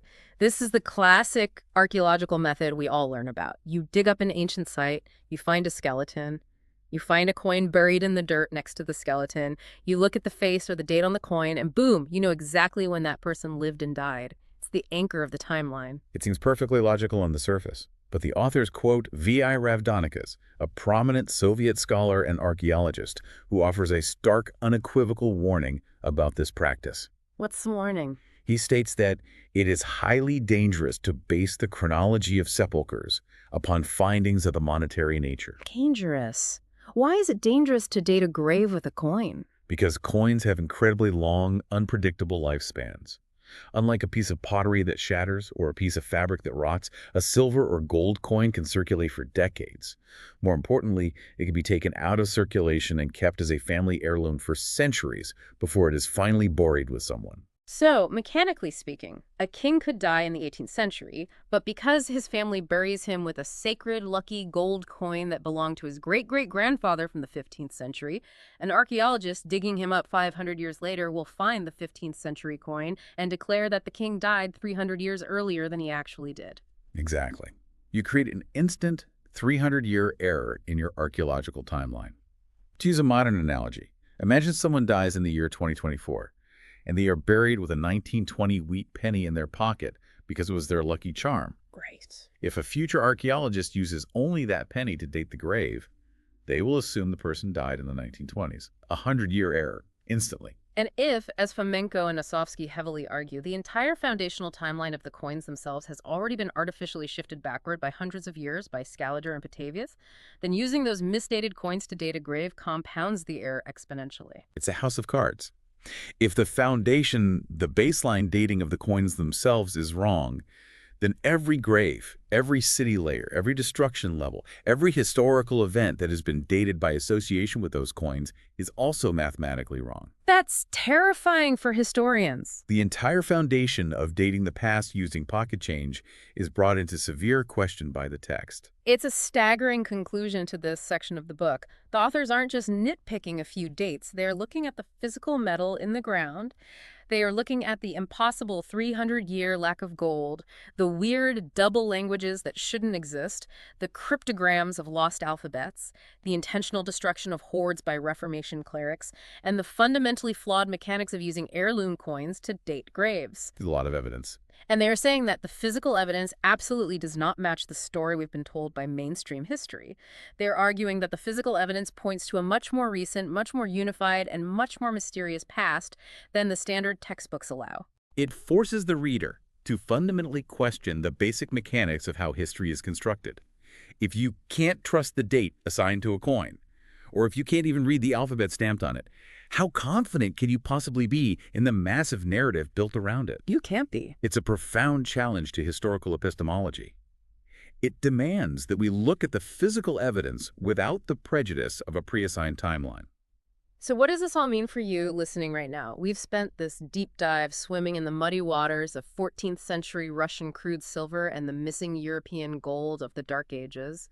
We've talked about how Fomenko and Nosovskiy use physical coins or the glaring lack thereof to argue that our entire historical timeline is a carefully constructed illusion.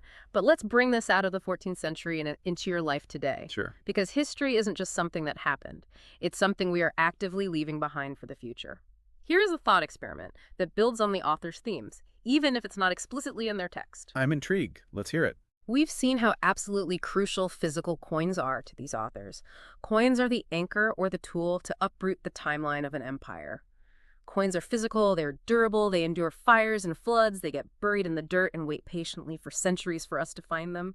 But look at our society right now. Look at the economy you participate in every day. We are rapidly, almost violently, moving toward a completely digital, cashless society. That's very true. Your money isn't silver or gold. It's a series of ones and zeros on a bank's server. It's a digital signal. So imagine 1,000 years from now. The servers are long gone, rusted away. The digital records are wiped by time, magnetic decay, or catastrophe. When the historians of the year 3026 try to reconstruct our timeline, our 21st century, without a trail of crude silver or bicephalous eagles buried in the dirt to guide them, what massive chronological errors will they make about us? Oh, wow. Will they invent phantom centuries for our era too, simply because they can't find our leather money or our digital crypto wallets in the archaeological strata? That is a chilling and highly relevant thought. If our primary physical artifact of commerce completely disappears, we leave no physical economic footprint. We become ghosts to the archaeologists of the future, ripe for misinterpretation and phantom chronologies. Exactly. Without the physical metal, we might become the next Phantom Century. Thank you all so much for listening. If you enjoyed this deep dive, don't forget to smash that like button, subscribe to the channel, and leave a comment down below. What do you think is the real reason those gold coins disappeared for 300 years? Ring the bell for notifications, and we'll see you in the next deep dive.